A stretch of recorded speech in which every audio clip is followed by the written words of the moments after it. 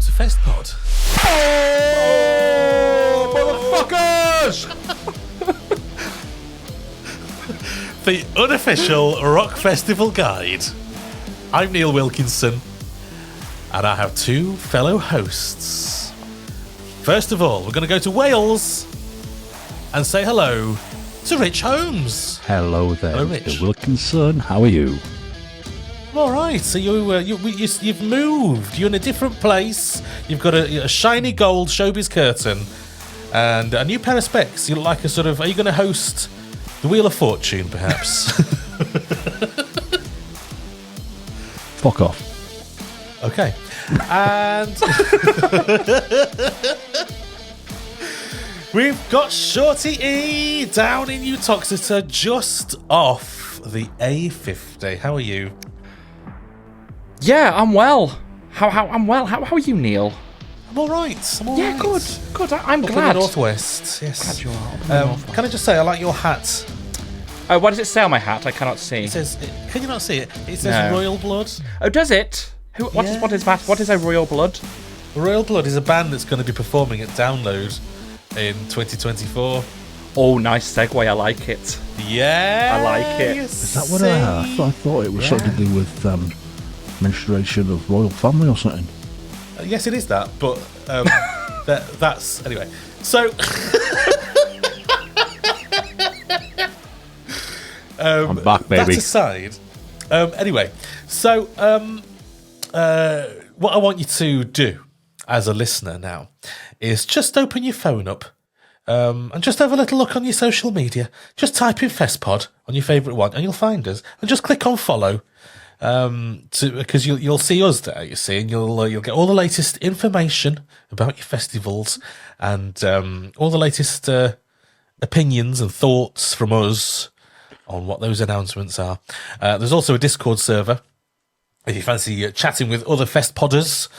So just look on the link tree for the address. That's linktr.ee/Festpod. And don't forget, there are two versions of the show, audio and video. Oh, yes, we spoil you with two versions. The video is on YouTube. Where else is it going to be? And the audio YouTube is on your podcast app. So on your podcast app or YouTube, just search for Festpod to find it.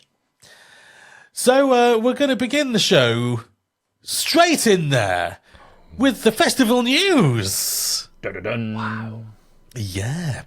So there is a lot of news because it's quite a while since we've done a news episode. So let's get straight on with it and look at Download Festival 2024. We have had an announcement or two. There have been some statements about who is performing, and it's fair to say that it has upset a lot of people. A lot of people, their feathers are ruffled. And Rich, you're one of those people, aren't you? I'm semi-ruffled. I'm semi-ruffled. You've got a semi and you're ruffled. Okay. Yeah. There's stuff on there that I will enjoy watching, listening to. And there's stuff, like every year, there's stuff that I'm just not fucking interested in whatsoever. Do I think it's a strong lineup? No. Do I think it's a cheap, easy lineup? Yes. Do I think there's some bravity? It's some brave bookings, but what do everybody say? They always want to see new headliners who haven't headlined main stage before. That's what we're getting this year. And yeah, to be honest, I just think that whoever the headliners are, every year they get slagged down to fuck. Even you last year, Rich, didn't want to see Metallica. I'd never, ever, ever say anything bad about Metallica. Right, okay. I think you'll find it was me that hated Metallica, Neil. Like, you're really misremembering things. I am answer. Let's not get me wrong, right? Festivals aren't just about the headliners. For people like us who are seasoned festival attendees, we go for the whole event. We go for everything, and we can find new music. We can find new bands we haven't listened to before, and that's what it's about for us and for a lot of people. But it feels like a very cheap booking. Now, can I quantify that? If you want. Thank you very much. The amount of money people pay for these tickets, Yeah. and then to have Queens of the Stone Age, Fall Out Boy, and Avenged sevenfold headlining. I like Avenged, right? Don't get me wrong, and I'll enjoy them as I always do. Great, Fall Out Boy, good band. Are they worth a headline in this day and age? Is it too late? Queens of the Stone Age, yeah, they might be a good live band, but are they relevant anymore? Who on this lineup is your kind of your legacy band? Yeah, it is a different approach, isn't it? I mean, you know, I wouldn't have, because we had some rumours. I think when we were in London, there were rumours, weren't there, about who the headliners were? And I think the only one that we got right was Avenged Sevenfold. Yeah, that's right. But yeah, Queens of the Stone Age, Fall Out Boy, they're not who I would expect to see. I was looking forward to Green Day, to be honest. I was really hoping for Green Day. Would have been a nice booking. But I don't think Green Day are ever going to headline Download, are they now? What makes you say that? Money. No, lack of... Literally that, yeah. Well, I mean, because they spent it all Metallica? Spent it all on Metallica this year? I mean, I don't know how the finances work, but to me this looks like bookings that have been done on the cheap because they overspent last year. And I hate the branding as well. I'll just put that out there now. Oh, do you hate the branding? Isn't it the same as last year? The pink. It's just so the pink wrong. and the purple. It's all wrong. I love the colours, but not for Download. Okay. It feels like it's promo stuff for like kind of an EDM festival or something like that. Okay. Maybe I'm alone in my thinking of that, but I'm going to stick with it because. To be honest, though, Facebook has now become awash with people saying, "Please stop moaning about the headliners and about the lineup." That's all you see when you go on Facebook download groups. It just seems to be all over. I mean, I guess the forums are a bit like that as well. Yeah. It's the same every year, though. This is the thing, and this is the thing about Download and everything nowadays. Like, there's been, in fact, I would say, being quite in the depth of everything, as I have been for years now, there's been less angst and anger about this lineup.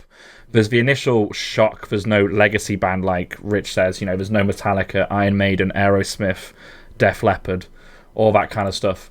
You know, and also, like Rich says, they're the ones that normally walk away of the 1.2 million, 5 million per night contracts. Now, I've got no idea what Queens of the Stone Age, Fall Out Boy, and Avenger get paid, but it's probably not going to be on your Metallica level or anywhere near. But I think it's a great lineup, and I think one of our listeners, Dan, predicted it perfectly in terms of our opinions on the lineup, and Yeah. he's not wrong. I do love the lineup. It's probably last year was exciting for me because of two Metallicas and because of the strong undercard. This year, I will agree the undercard looks different, and Download have somehow made Machine Head and Pantera look oddly placed and out of place on a Download lineup. But I think that's also a good thing for me anyway. And Rich said about Queens of the Stone Age and Fall Out Boy not being relevant, but actually when you look at the arena tours they've just done, they were 70 quid tickets, and both bands sold the majority of those tickets as well. So, and Avenged Sevenfold, I don't doubt will be in arenas selling 70 quid tickets because it's just the nature of the market now. But it does speak of, and I know Andy Copper did an article about this, the fact that the whole festival market and gig market in the UK is so diluted. I think he said he approached them like 20 bands. I think we've got it on the agenda to talk about, but bands like Green Day and Foo Fighters and all that kind of ilk that people want to headline, they're not going to headline a one-day festival because they can make so much more money playing 3 or 4 stadium shows, and that's what Green Day are doing. It's what Foos are doing. They can make so much more money doing it, and Download can't offer that one-off payment to match that. And even if they were announced, though, people wouldn't be happy. Yeah, people would still kick off, and there's been less, I think, this year in terms of kick-off backlash by the headliners. You know, it's not one for the old guard, definitely. It's not one for the Monsters of Rock crowd. by any stretch. Monsters of Rock is dead, long gone. Yeah, all you've got on there really for him is Pantera and some of the newer guard like Those Damn Crows, but Pantera's controversial in itself, and I'm not pleased down the lineup, but I get why they are. Yeah, and there's a lot of people. But then again, as you said, there's a lot of people who go, yeah, they shouldn't be on there. But then over the last couple of weeks, there's been more and more people on social saying, you know, what's done is done. He's apologised. Let's get over it. Which, you know, each to their own. I don't like seeing him on there, I'll be honest with you. I'd have much rather that, you know, same bloody company. Why couldn't we have Blink as a headliner? I don't obviously dates might not work out, but seeing them on the Red and Leeds lineup upsets me because they're much. If you go on my past comments of Queens of the Stone Age aren't relevant, it wasn't Fall Out Boy as well. Yeah. But if you'd have replaced Queens of the Stone Age with Blink, I'd have had a totally different outlook on this lineup. Yeah. Yeah, I have seen the Reading and Leeds announcements. We'll come to that and we'll talk about that as well. But there's a few bands that I think would sit quite nicely at Download. Yeah.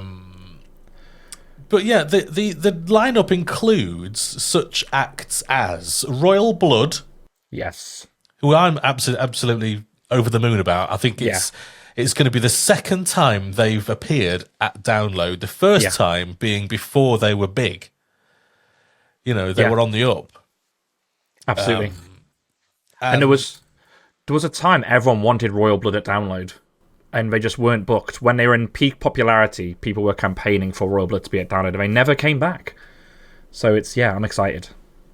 Yeah, I wonder why that was. I mean, they do a lot of festivals, in fairness. So, I mean, the other thing is they do a lot of world tours. They seem to be on a world tour at the moment. Which is mad seeing, you know, I saw them in Manchester about 2 or 3 weeks ago, and then they're already in like South America or something, and you know, they're really keen travellers. They're massive at the moment, and huge, I'm just surprised they haven't been before now. You know, I know it's because there's a lot of comments about it's a rock festival, not a metal festival. Yeah. And you look at the lineup and you think, well, now that sort of reflects more that it's a rock festival, not just a metal festival. I mean, are people expecting too much? I think it's a weird one, right? And you know, Feeder have headlined Download back in its heyday, and you know, we've had Biffy, we've had Muse, we've had bands that don't fall into that metal category. Queens of the Stone Age is probably the bigger shock, but I think that's because if you're not a fan of Queens of the Stone Age, you forget that actually they are a fucking huge band. Yeah. And they are heavily respected in the metal and rock community, mainly because of a Dave Grohl connection back in the day. But so I think people forget about them. Yeah. And, you know, the last time they played Download, they were main support to Iron Maiden, and they pulled a huge crowd. So the things there. And was that because they were playing before Maiden, though? Well, you say that. Download's not that. Obviously, there'll be the Iron Maiden diehards there, but Download aren't the type of crowd, especially back then, to necessarily receive them really well, even if there was Maiden fans waiting. So, and they've played a couple of times prior to that as well. It's testament of the way the festival's changing, because they wouldn't have booked Queens of the Stone Age to headline years ago. But Queens of the Stone Age, Fall Out Boy are bands that Copping's been talking about for years in the potential headliner pool. So he's obviously finally pulled the trigger on both of them. It's interesting to see the two new headliners at once, but I'm pleased that that's the direction currently. I mean, I got no problem with Fall Out Boy headlining. I just think that the three of them together make it look like a weak bunch of headliners. Apart from Avenged, obviously, who've headlined previously. I don't know. I just when you're paying £250 up to £1,000 if you're in RIP and some of the options for the ticket, the value seems to go for me a little bit. Yeah. And, changing the subject slightly, but do you think this is going to bring a slightly different crowd into Download? I don't know. Like, it's interesting because ticket sales are already ahead of where they were for last year's at this point. A lot on resale as well, or waiting to go on resale. But then there was last year, and there is every year. It's a hard market to judge. Do I think it's going to bring a different crowd? I don't know. It'll bring somewhat, and I think there'll be different day ticketers. But we've had Prodigy headline, and like I said, we've had Muse and stuff headline, and it's never been that excessively different. It's always been quite the same bunch of people. I mean, the Denim and Leather Brigade that I fall a part of, are they going to be as represented? I don't know. Will it be a younger crowd? Leather Brigade. You're a brigade now. We're a brigade, yeah. And I don't want to use the term "will it be a younger crowd" either, because fans of Avenged Sevenfold, Fall Out Boy, Queens of the Stone Age, they're not young. They're probably the festival's target market. They're mid 20s to mid 30s, probably in the main ballpark, because they've grown up with these bands. Millennials, I'd say. Yeah, millennials. So, and they've also grown up with the festival. So I'd say it was older than that. I'd say it's more our Possibly, age. Yeah. Even that, yeah. So maybe maybe we're going to get a lot of Fall Out Boy back patches. And wow, can you imagine? Yeah, maybe that's the new denim. Maybe new denim and leather is ripped jeans and fringes. Maybe. Yeah, I mean, I think that the metal fans have had it so good at Download for such a long time that I can accept that it's perhaps a little bit light on certain kinds of metal. I wouldn't say so. I think the last few years, both stages being where you're proper metalers, isn't it? And and it has gone more kind of as it is a rock festival. I got no problem with that. And I just think I think we've moved even further now. Where I don't know. I'm sure I'm gonna have a great weekend. I'd go whatever the lineup was. It doesn't bother me, really. It's just there's Dying Fetus on there. They're gonna be great. Yeah, there's some great stuff down those lower lists, especially if you're a metalhead. You've got Pest Control, you've got Counterparts as well.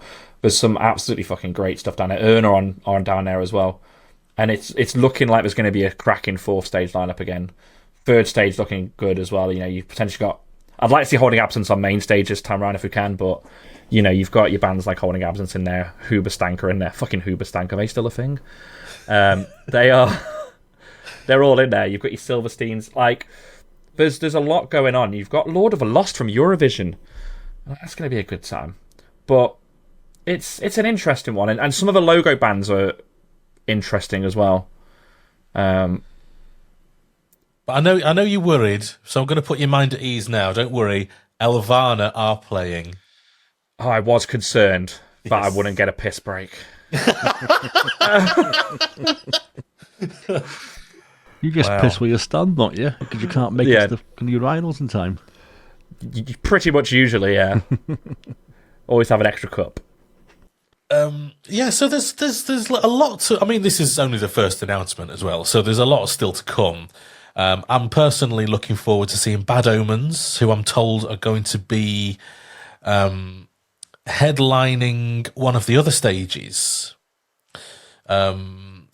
I heard it, but I can't remember how I heard it, so I can't quote exactly. But someone said that Bad Omens are going to be there doing that, so I can't wait to see that, because I've been listening to them a bit lately, and I'm thinking, oh, these are good. Won't surprise me, and I was quite shocked to see them as a logo band, but they've just kind of slipped me by again. Another band that's just snuck into that logo slot and just, oh, okay.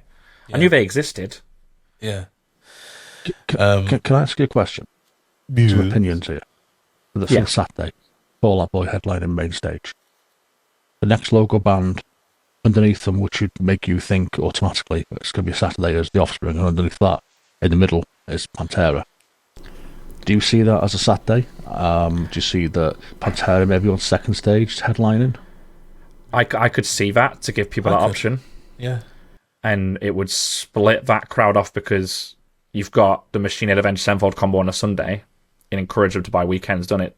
I could see him headline in second. Do you think they would? But that to me makes sense, is to have is to have Offspring, main support, Fall Out Boy. 100%, yeah. And then Pantera headline in second. Yeah, I could see that being the case. It's going to be interesting looking at the day splits when they come out, isn't it? See who's where.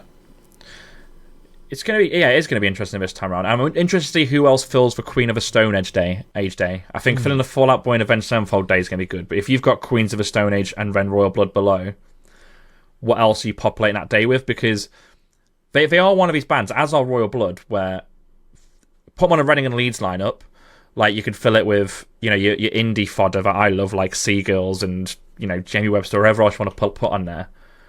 But you can also fill a Queens of the Stone Age Day with a lot of hard-hitting hard rock and metal. So it'll be really interesting to see what they try and sell to people for those day tickets. Do you think that Royal Blood are a main stage band? 100%. Like, not even a question. Yeah. There's no doubt in my mind. They headline, your 30k capacity festivals currently. They play high up Reading and Leeds whenever they're there as well. They're 100%. I mean, whether they're sub-headlining or third from top, I think they could probably flick between those two if there was someone bigger. But to me, they sit comfortably in either of them. Yeah, they've been on the up for a long time. Yeah. And I actually don't have the figure on when it was that they last played, but I think it was probably 10 years ago, maybe. Something like that. Yeah, there or thereabouts. 2014. Yeah. And they have since sold out the O2. They're such a big band, and to put them on any other stage than the main stage, I just think he's selling them short. So I'd expect to see them on the main stage, certainly. Yeah, absolutely. Let's have a look at who else we've got. While She Sleeps. And they're another band just on absolute up at the moment. They've just done their massive show at Alexandra Palace, which was phenomenal. I didn't go, but it looked incredible. Yeah. Dream State are in there as well. Bleed From Within. They need a main stage slot this year. Polyphia at the bottom there of the logos. Yeah, Polyphia. I haven't seen the logo before. It's a funny one that I couldn't read it. You've got Biohazard. You've got Fear Factory. There's a lot there. To be honest, you've got Sum 41. There's a lot there that I'm going to enjoy watching. Rich, are you not making plans for any of these bands? While She Sleeps, yes. Obviously Corey Taylor's in there as well. Sum 41 I'll probably give a watch to.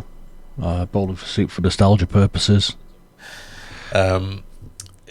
It's not looking like a great... do you know what I've seen? I'm seeing a lot of posts of people selling their tickets, which I don't think... I'm not used to seeing that many. I mean, you do see the odd one, don't you? But, there's it seems to be an exodus of people not wanting to go and being quite thingy about it. The Artist Murder's in there as well as a logo band, and Black Dahlia Murder. They're great. And there's stuff there for me.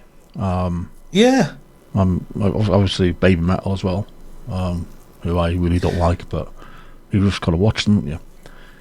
It's going to leave more time for drinking, though, isn't it? It does. I don't really drink anymore, so... Do you know what? I mean, when you look at 2023 and all the bands that I wanted to see, I didn't see fucking half of them. Yeah. So I don't think it matters that much anyway, to be honest. You spend most of your time walking around the site trying to get to where you're getting to, pushing past people. You're walking miles or you're asleep under my chair. Yes. Well, yeah, particularly last year. I don't know why we're so sleepy. I think you forget the heat. It was very hot this year. It was. So, big question, which I'm going to put out there. Obviously, last year sold out of absolutely fucking everything. This year's obviously got the normal stuff sold out. Do we think we're going to see another sellout? For me, it's really hard to tell because of the slight change in direction. There's every chance it could sell out because it's appealing now to more people. But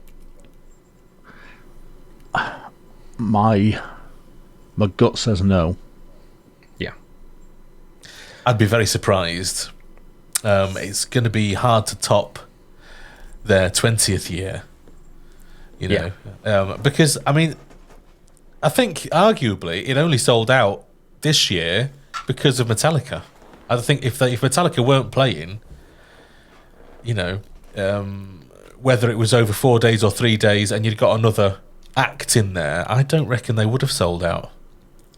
Yeah, Metallica would definitely be effect last year for a lot of it, and the 2-day thing. I think we'll see. I think we'll see everyday ticket options sell out. Yeah.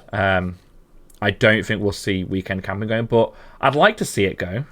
And ticket sales are, I don't know where they are at this point, but prior to the festival announcement, they'd sold more tickets at that point. I think they were, I can't remember what the percentage was, but quite a heavy percentage away of, like, ahead of where they were for 2023. Yes. Mm. So if that trend continues, then they will sell out. And the thing that happens is when a festival sells out once, if people get panicked, because download for a long time, you could buy a ticket on the day, you didn't have to worry, and it was very much a thing.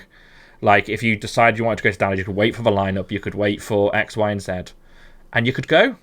Yeah. But I think maybe a bit of the sellout panic of people that missed out. I know people as well, interestingly, because I've been going to download since 2006. I've got a lot of download-based friends. They gave up on this festival 3-4 years ago. They've been anti-download for years, and some of them have seen this lineup and gone, "Oh, actually, I want to go back to download." And really, so it has renewed some interest because it's not Metallica and it's not Maiden. So I don't know. I don't think it'll see every option sell out like last year, but day tickets definitely, I think. But I don't know about the rest. I just want to express some relief that it isn't the same old headliners. 100%. You know, I'm sick of seeing. I've just had a funny thing in my ears go. It just went pop. Yeah, that was Eamon knocking his mic off. Oh, that was my mic. Yeah, I was doing it, so I've got to let me fucking cat out. Oh, right. No, go out. That done.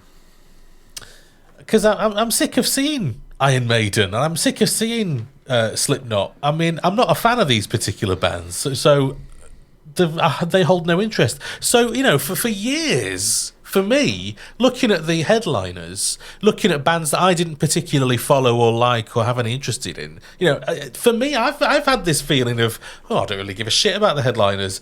And then finally, for me, something a bit different. You know, maybe I'm not a massive fan of Queens of the Stone Age, but it's something different. I'll go and watch them. You know, otherwise, you know, for example, like Guns N' Roses the other year, I'm not interested. Iron Maiden, I don't care. But stuff that's a bit more... There's a lot of mention of Iron Maiden there. Yeah. Yes. Well, I've seen them a lot. I agree. As we all have. I'm so glad because, you know, there was a rumour and a chance, wasn't there? And I'm so glad. Strong chance. I'm so glad they're not on that lineup. It's interesting that they're not. I mean, Bruce Dickinson is doing a lot of solo stuff, and he's not even rocked up on this lineup yet, so... No, he's on another festival's lineup, isn't he? Which we'll get to. Yeah, he is. He's on quite a lot, actually. But yeah. Balls. So for me, I'm good, does it? But I'm quite happy with it being different, actually. I think it's time. I really think it's time for. And you do wonder, who did Andy Copping approach? You know, these 21 bands that he approached to be headliners this year.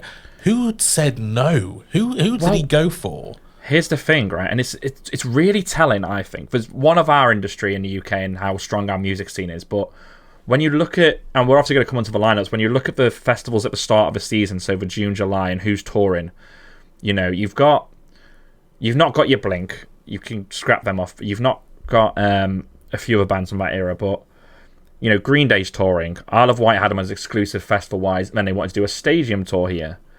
So he would have approached Green Day 100%, like he does every fucking year. You've got Foo Fighters as well, again, wanting to do their own stadium stuff. You know, but they're playing Hellfest. And 21 bands is a lot. You can guarantee, you know, your Maidens were on there. You can guarantee there's be some random offshoots on there, but it's... Yeah, 21 bands and a lot said no. And it's this is a theme for Download. Like, I've heard Copping speak about this before, and it's a big thing. Yeah, I mean, you'd start pulling your hair out, wouldn't you? Really, after you'd got to 20 bands, you think, "Fucking hell, I can't get any headliners." But obviously, this is what we've got. So a lot of, I mean, there's plenty of download news, so we'll come back to download at some point during the news. But there are a lot of other festivals who have announced their lineups, so let's touch on some of them. Radar Festival has announced their lineup. I'm actually wearing, I don't know if you've noticed. I thought I looked familiar. This is the Radar Festival. It's one of the many Radar Festival T-shirts. They had some lovely merch, actually. They had some really nice merch. So, for Radar Festival, so far, they actually haven't got round to announcing any headliners just yet. But they are bigging up Dirty Loops. You've got a Dirty Loop, haven't you, Rich? Sorry. Wow. You should know. Anyway, Pliny, Vola. There's some quite heavy. It's quite heavy bands that they book. Heart of a Coward, Caskets, Conjurer, great band. Oxymorons, which is probably spelt wrong on purpose. You can pause that, by the way, Neil. Oh, can you? How do you fucking do that? With the pause button. Yeah. Clever. Ithaca, Graphic Nature, Siamese, The Omnific, The Intersphere, Future Static, Seething Akira. Friends of the show. Big up the lads. Yeah. Of course, Crushed by Waves played last year. Great gig. See, I've mentioned them now, so I need to play You've made me think the music. of Prime. I need you. Is that your mic rising? That is my Oh, no. rising.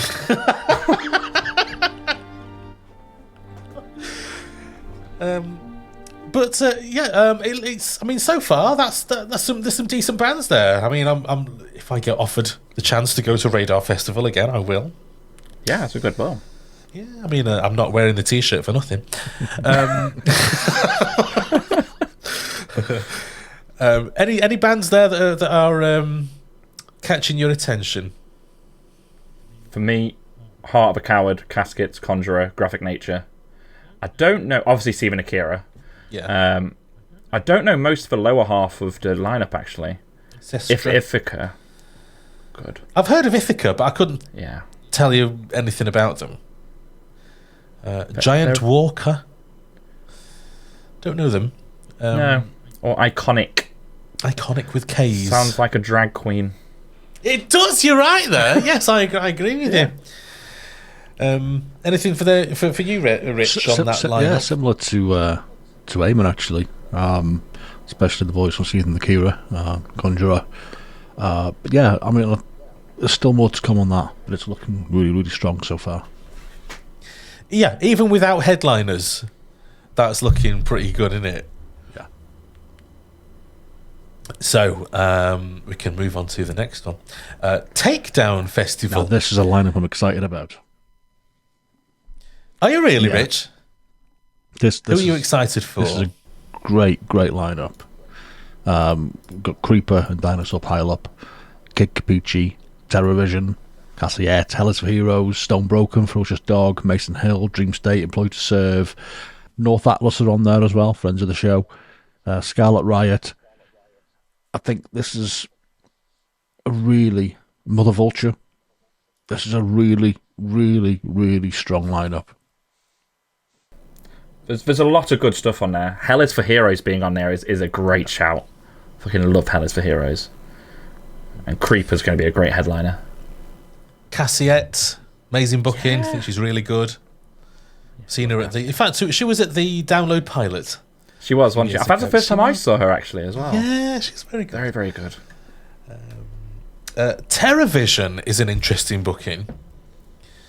Terrorvision were out when I was in my teens. Wow.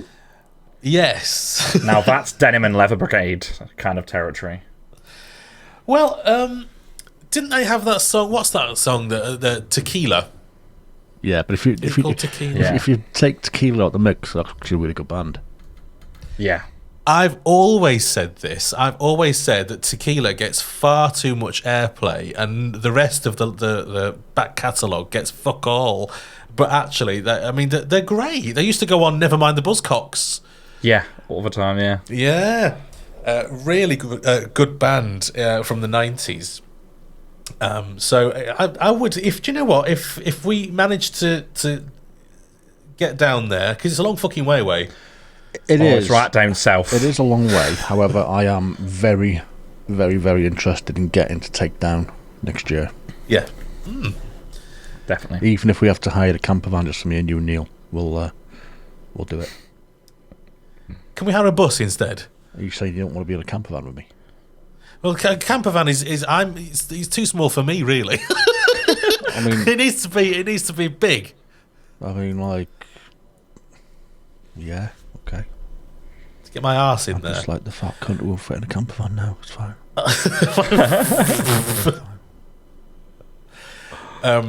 Yeah, we need to that bit more planning, perhaps. Yeah. And it's not far away, is it, in April? So we need to have an offline conversation about this very seriously. Yeah. I'm just checking out the rest of the bands. Snakes, Desert Storm, Dead Pony, lovely that. Feed the pony. There's some interest. Yeah, Dream State. I'd love to go and experience it because it's a 2-day festival. I'm trying to remember where it is actually. It's on the south coast, I want to say. Portsmouth. Right. Is what I'm saying. Yeah, I'm saying Portsmouth. Are we going to have a look? Information. It's Portsmouth or Southampton. It's one of the two. Portsmouth Guildhall. I told you it was Portsmouth. Never doubted myself. I know. Never doubted myself. In April. And they have VIP upgrades as well. It's just like, standard ticket, £93 50 pence on the early bird. Well, that's £85 face value plus the fees and everything. And £1.50 charge for any ticket. But it's great value for money, that is. That's lovely. Yeah, for those bands, yeah. And it's not a camping one, is it? So you'll be staying nearby in a hotel probably or something. Yeah. There's no option for any staying anywhere or anything like that. No. You've got to sort that out yourself. But I quite like those festivals, like Radar Festival. It's just in a warehouse sort of thing. It's different because you think of a festival, particularly if you used to go to Download or Bloodstock, and you know it's camping, isn't it? Do you know what I struggle with indoor festivals, and I struggle with this at Damnation every year. Like at Download or any outdoor festival, you start your day at 11 o'clock in the morning. It's daylight. It's lovely. But at any indoor festival, you're in darkness for like 12 hours. And I find it really hard to stay awake. Yes. I've generally had naps at Damnation to like some black metal because I've just found it hard to stay awake. I've just passed out in a corner of Leeds Uni. It's, yeah. I can identify with that. That's happened to me, but I was outside and it was Metallica. Yep, can confirm. Even I can't explain how I managed to sleep through Metallica. The fucking loudest PA system. It was heard for 20 miles and you were asleep a few hundred meters away. Yeah, I don't know. I don't know how it happened. So that is Takedown. So we're quite impressed with that. Again, these are very early announcements. There's still more to come for a lot of these. So next, let's take a look at Bloodstock. They have added Whitechapel Grand Magus. And what does that say there? Decide, Yeah. Decide. Let me see if I can get the fucking thing off here. That's what she said. So, for Bloodstock 2024. In fact, to be honest, we know these anyway because we were there when it was announced. A lot of it. Yeah, but they've had this is the thing about Bloodstock. They've had another 3 announcements since the festival. They just spaff them out like no man's business. It's it's insane. Okay. So you've got Opeth. It's a UK exclusive. So just stop there on the UK exclusive thing. Look at all the little yellow things underneath those. There's so many exclusives. Yeah, they've done really well, haven't they? So many exclusives on that bill. Controversially, Architects. Yes. UK exclusive. I'm looking forward to seeing them.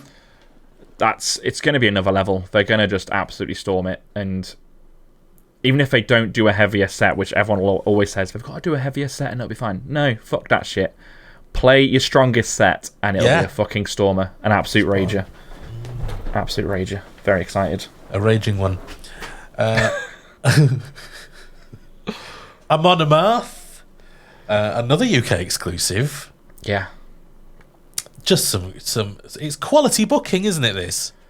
Oh, 100%. Especially for that festival, it's the right level of bands. And Amon Amarth, if they're doing a Sunday, and the stage show they bring to Bloodstock is incredible as well. So excited. So incredible. Clutch, Malevolence, Flogging Molly, Hatebreed, Whitechapel. Any of our friends going to be on stage? I'm just looking through the what we can see here. I can't see anyone that we nothing yet. as yet. Nothing as yet. There's still time. But there's Rotten Christ, Green Lung. This it's a great lineup. It's a great lineup. You're really keen on this, aren't you, Rich? Yeah. I mean, I love Bloodstock, you know that, and the announcements this year have been really good for me, and I'm looking forward to getting amongst them and being there again next year, balls deep in Jägermeister. What, in the bottle? In the bottle. But a bigger bottle. It needs a wider opening. Yes. No, it's a phenomenal lineup this year. And Hatebreed doing the 30th anniversary set as well is it 30th or 20th? I don't know how many years that says, but yeah, that's gonna be phenomenal. That Hatebreed pull a fucking huge crowd at Bloodstock as well, as do Malevolence. There's some brilliant bookings, and we're not even halfway through the lineup yet. I'm dead excited. So who was added? It was Whitechapel. Yeah, Whitechapel, Decide, some others. Grand Magus. Grand Magus. Grand Magus. That's all I've got there. So yeah, it's just a handful on on Halloween. It's a Halloween treat. I mean, as always, looking forward to. I mean, I can say this now. I that I'm looking forward to Bloodstock, having been to Bloodstock. I think it's a huge achievement for me because I have been talking about it for years. As an outsider, having never been. It wasn't as scary as you thought, was it? No. I mean, the goths were all very friendly to you. It was a lot nicer than I thought it. I hadn't really got a lot of preconceived ideas, to be honest, but it was a lot nicer and more welcoming and friendly than I thought it was going to be. When you compare it to something like Download, it's another level, isn't it? Oh yeah, completely different. Yeah, I mean, I don't know if you've seen on the socials. I was asked to go on a local BBC radio station in Leicester to talk about the announcement. On the day of the Download announcement, I was asked to go on and talk about it and big up Download. Because they'd spoken to Andy Copping as well, and he come on and saying, "Oh yes, it was. It's a great lineup. I love Download, and I've been going since it was Monsters of Rock, and this, that, and the other. It's really good." And I went on and said, "Look, it's look. I like the lineup. A lot of people don't, and I had to go on and say." What the festival's like, and say, it's very big, lots of stages, it's very welcoming, but it's nothing compared to Bloodstock in terms of how I'd said something like, if you fall down, people will help you up. It's that kind of friendly atmosphere. You're much more likely to find that at Bloodstock. Yeah, I'd agree, and I think Bloodstock for me, it shows that Download's not been this lucky throughout the years, I'll admit, but Bloodstock having been at Catton Hall now since 2006, 5, 6, whenever the first outdoor one was, and they've managed to perfect that setup and perfect the vibe, and nothing changes much every year, and you can tell they just finesse it each year, whereas Download, everything's always fucking changing, and some of that's out of their hands, but everything's always changing, the bands are always changing, the crowd, even if it is a different rock and metal crowd than, you know, Iron Maidens and Metalheads, yes, it's still a friendlier crowd potentially than Creamfields, but Bloodstock's a whole nother level of audience. So you bring Creamfields up there, and I've got things to say about Creamfields. It was honestly it was probably my first festival, but I went as I don't know, maybe I've talked about this before, but I worked at Creamfields. I was not a punter, and having worked there, I would never go as a punter because I've seen the amount of drug taking everywhere, and the Merseyside police doing absolutely fuck all about it. And the pillheads, it's just the atmosphere is completely spoiled. By idiots. I'd love to go to Creamfields, because every year they do have solid lineups. Yeah, they do. But point of order, sorry, it's Cheshire Police, not Merseyside. Is it really, Rich? Okay, thanks for correcting me. Maybe it was Merseyside at the time. This was a long time ago. This is probably 20 years ago. Well, I mean, I don't think the county lines are other than the drug dealing county lines. I don't think the county lines of Daresby's definitely Cheshire. I remember it was it at an airfield or something? I can't remember. It's changed locations since. There's two now as well, isn't there? Yeah. Is there? Two Creamfields. There's a north and a south. Wow. At different times of the year as well. It's not like a Reading and Leeds same weekend thing. It's different times of the year. Oh, I didn't know that. Yeah. So yeah, not a fan. Do you know what really sealed the deal was having to work in the trance tent for a full 24-hour shift? That'll do it. Yeah, I was not a happy bunny after that. Not at all. You'll never fucking see my face again in there. No. Anyway, we're not here to talk about Creamfields because it's a load of shit. So, not a fan. We were going to go on to Slam Dunk. So far for Slam Dunk, and we've said this. I think we said this last episode. Is we reckon they're going to sort their shit out. They have to. Yeah, because you can't have the same shit again, like it was for 2023, because you'll just put so many people. Already in the comments, you see people reacting to anything that Slam Dunk posts with no thanks, not for me, no thanks. Don't want to go. Yeah, they have to sort their shit out. I've seen it with festivals like Why Not Festival had the same kind of massacre one year, and they had to sort their shit out. Otherwise, they were kaput as a festival basically, and they did, and it's great again. And Slam Dunk has to do the same for this format to continue. Now, obviously, I've not been to Slam Dunk since it left its Midlands base. But I would quite like to go again, and I'd be very interested in seeing this lineup. This lineup's pretty decent, and I'd like to see that they've put their issues behind them as well. Yeah, 100%. I'd like to go back if I could this year, because the lineup's great. The Leeds site as well is actually really good. I mean, the way they utilised it was shit, but the stages and the sound was incredible. I've never heard sound that good at a festival for a while. So to see bands like I Prevail getting a cheeky headline slot as well is great. And All American Rejects are back on the prowl. They've not been across here for decades. I love All American Rejects. One of the first bands I saw at Download Festival actually in 2006. But, wow. Kicking it back, I watched them instead of watching Tool. Excellent choice. Good choice. Yeah, absolutely. I thought so.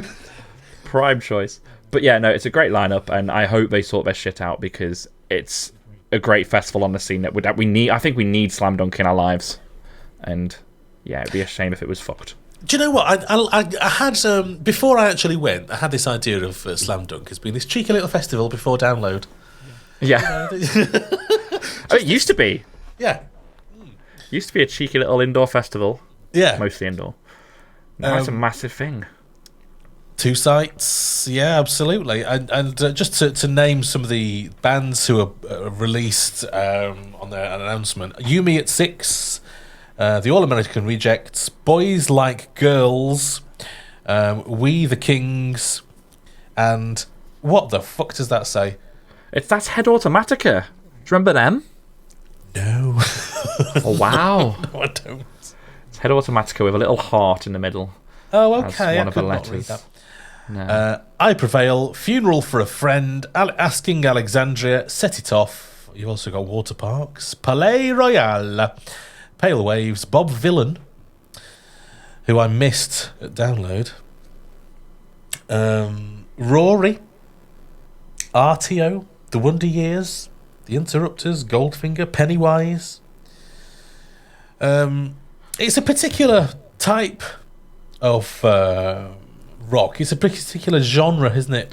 It's weird, Slam Dunk now, and they've always had various different stages of different types of thing on, but now they've gone down this definite route of 2 main stages that are slightly different, and then they'll have the battling stages for, I can't remember what they are. They're like where you've got the east and west stage went in the same tent, which is quite cool. But then they'll have like your Scar stage. But last year they've also got a heavier stage, which was not Fest themed, like out of the blue. They didn't really do much advertising of it, but Malevolence were in there, and I can't remember who else was in there. Harriet was in there, who had a fucking storming crowd, and it's a weird mix. But if you like bands like Malevolence as well on the heavier side, going to Slam Dunk, you get to see them in a smaller tent, generally speaking, with a fucking fantastic atmosphere. So yeah, do it. It's certainly a festival that's changed, doesn't it? If you remember when we were at the outdoor stage in the Midlands in Birmingham, and that couple turned around and goes, "Oh my fucking god, he's wearing a Rammstein t-shirt," in my general direction. Yeah, and I'm like, "Hang on, you're telling me I'm not allowed to wear a Rammstein t-shirt to Slam Dunk?" Yeah. And I think it's kind of the last couple of years lineup. They've kind of proven that they're branching out a little bit more. But yeah, that really took me by surprise. I've never heard anything like it. Someone had a go at you for wearing a Rammstein t-shirt. That's so bizarre. Yeah. But hey. Yeah, it's definitely a different festival. I didn't care. We were on the 2-pinters, weren't we? We're on the 2-pinters, and also Fireball was sponsoring that particular outdoor stage, giving away free shots. And I hate Fireball, but not when it's free. Okay. We're going to move on now to Trees, or 2000 Trees, to give it its full title. Yes. Now, the Gaslight Anthem, Manchester Orchestra, Kids in Glass Houses, Hot Mulligan, Boston Manor, Cleopatra, Better Lovers, The Excerpts. I mean, looking at it, there's only a handful of bands that I actually know on this. There's quite a few bands that have been released on the announcement, but not many that I'm really aware of. What do you think of this lineup? I think it's a typical 2000 Trees initial announcement to a degree. They're obviously holding off a couple of headliners for something else. Maybe they're touring or this kind of thing. But, Kids in Glass Houses has been on there. Obviously, they did Slam Dunk last year, and they're on their reunion hype. Boston Manor, it's weird because it's a typical 2000 Trees lineup, and I quite like what's been ticking over this time, especially the Gaslight Anthem. But the 900's in there. That's the Tony Hawk's themed, the Tony Hawk's Pro Skater themed covers band that play the Tony Hawk's Pro Skater soundtracks. Oh right. I'm fairly certain. On stage, I could be wrong. On stage in the doghouse as we were leaving after the takeover. Oh. And you turn around, Neil, and who the fuck are these shirts? Did I? It's all coming out now. Did I? It might not have been the word shitheads, but these were a bit shit, I think was. But to be fair, the sound wasn't great for them, so I agreed with you.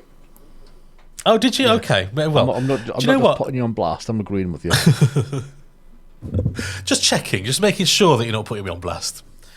But the little details like that, there's no way I'd remember, because do you remember we were that fucking knackered after trying to interview 4 or 5 bands. Knackered, dehydrated. Yeah. And then that was nothing compared to us at Bloodstock. You had to practice run it, download it as far. Yeah, we did. Yeah.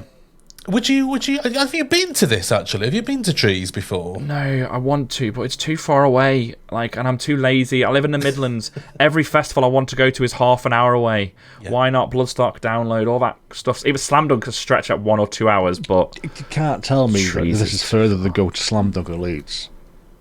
You can't tell me that it is. Cheltenham is not that far away. Yeah, but you're just being a lazy cunt. Feels it. No, you're being a lazy cunt, right? Do you know what? You need to learn to drive and drive your fucking self. I do, but it's not for going to the festival. It's the coming home. I'm used to being home within 30 minutes. When I'm feeling like shit and hungover and I've had too much Jaeger.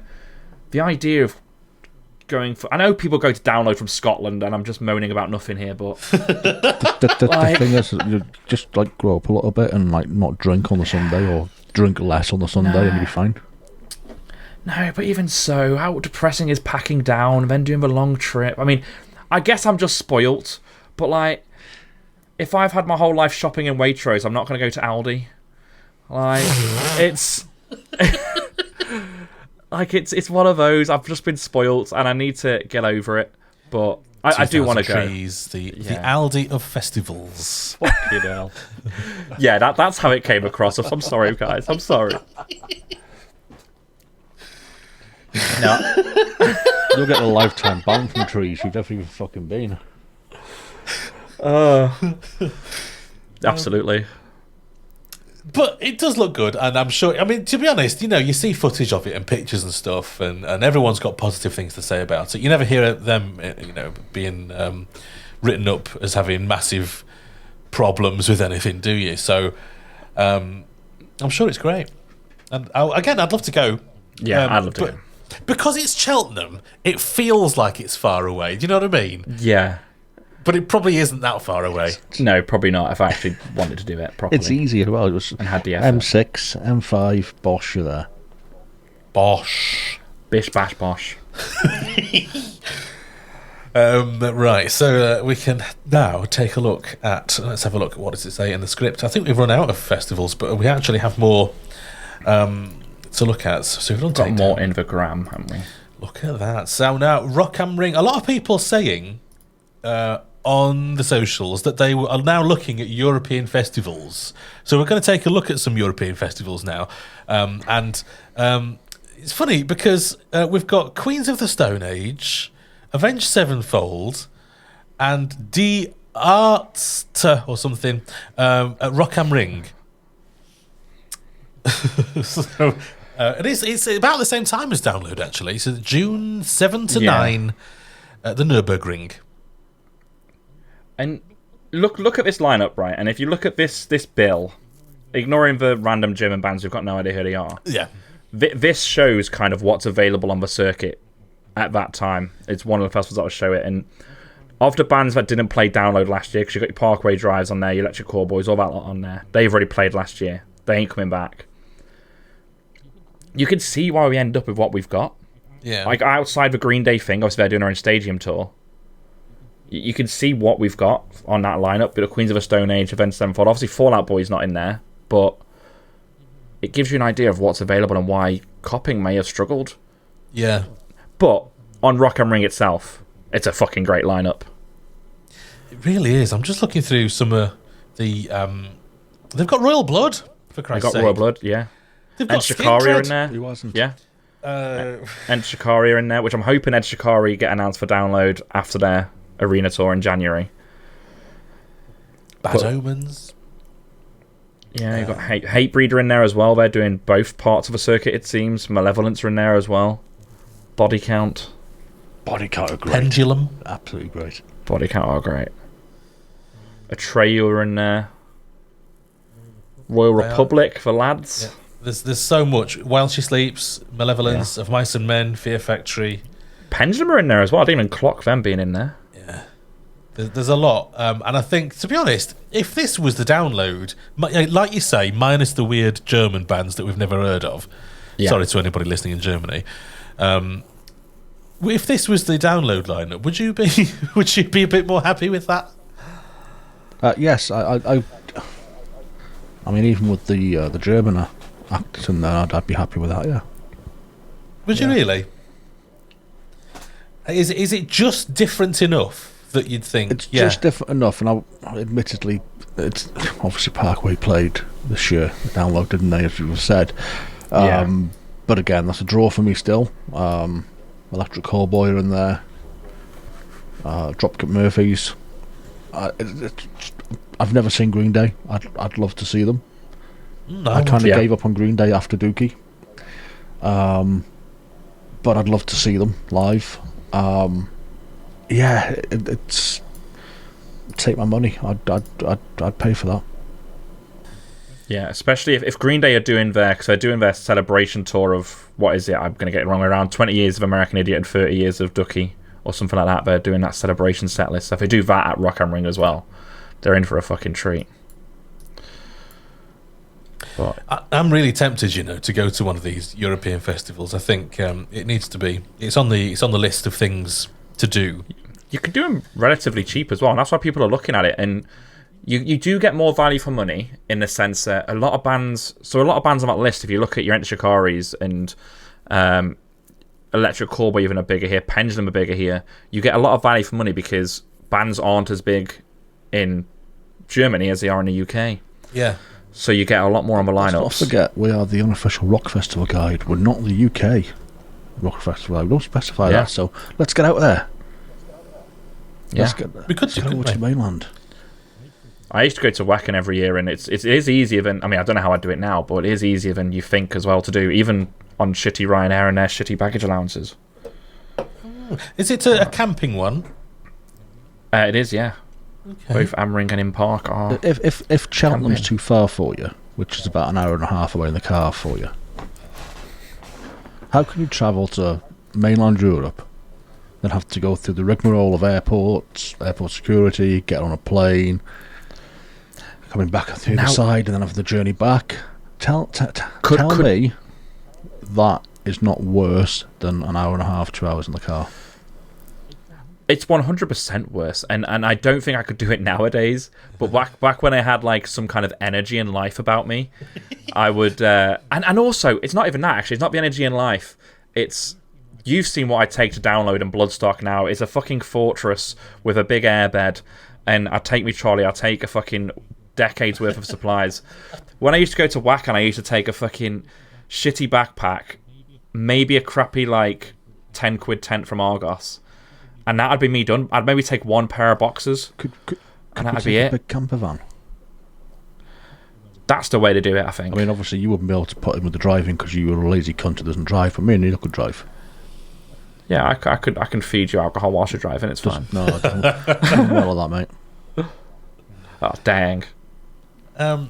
I think you're right there, actually. The time to do foreign festivals is best when you're young and it doesn't matter. You don't mind sleeping on the bones of your ass because you've got a thin bed. But then there's the camp van option is richer, but actually, because these festivals are cheaper, you can afford some of the VIP options or the red pre-pitched options as well. Oh God, I never thought of that. That's ideal, isn't it? Yeah, and they all do them like Download do, and they're cheaper by default because the whole festival's slightly cheaper. So, yeah, there's options. I've not explored it for years, but nearly did Hellfest a couple of years ago, but I backed out because I'm a loser. Now, Hellfest would be incredible. I don't think we've got details of any announcement from them. Actually, they have announced their first batch. Have they really? I'll find it out. Yeah. Get that up. Because they tend to have an incredible lineup. Whenever I've looked at Hellfest, and it beats the shit out of every other lineup that you see. Well, isn't it like over 5 days or something? It's funny you say that. So normally it's over the standard 3 or sometimes 4 days. It was last year when they had 2 festivals in one, so they had like 10 days of festival. Right. Which is because they kept their lockdown lineup and added another new lineup as well. Right, that's right. Right. But normally it kicks the shit out of everything because they've got 6 stages, of which most of them alternate, so you can see most of the bands on the lineup. Right. It's interesting, though, you say how they always have a great lineup and how it's always well received, because right now, we can take a look at it in a bit, but right now it's had a similar reaction to Download Festival to a degree, in a sense that people are questioning it.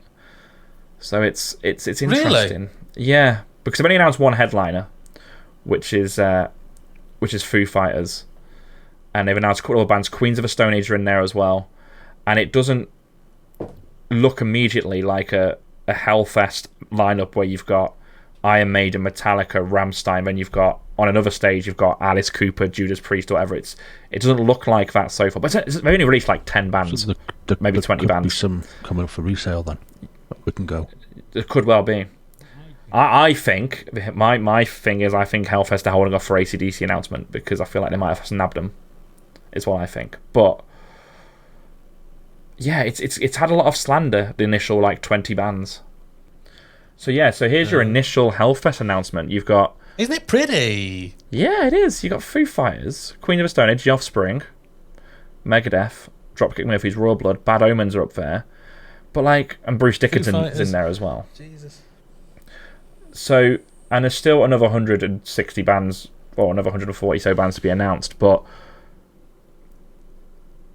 this has been met with quite not People anger. don't like this. Yeah, because Hellfest is a metalhead's retreat instead of Download, and they're used to having, and there's still going to be that on the lineup because you've got your Dimmu Borgir's on here, you've got Dark Tranquility, there's still going to be the heavy stuff because you've got Brutus as well. But because it's not in your face, they normally announce all of their headliners, they announce a bunch of bands. Because they've led with Foo Fighters, Queens of the Stone Age, and The Offspring, it's a bit of an odd way of them to announce stuff unless they've got something big in the back. They also have potentially got Metallica doing their 2-night thing, potentially. But Wow. which is what I think they're holding off for as well. So I think there's still lots to come. So this is it so far. This is it, yeah. Crop of bands. Okay. Yeah, I think that's great. I think it's great. And again, it's right around Download, so it shows you what's available on the market for Download. What do you reckon, Ridge?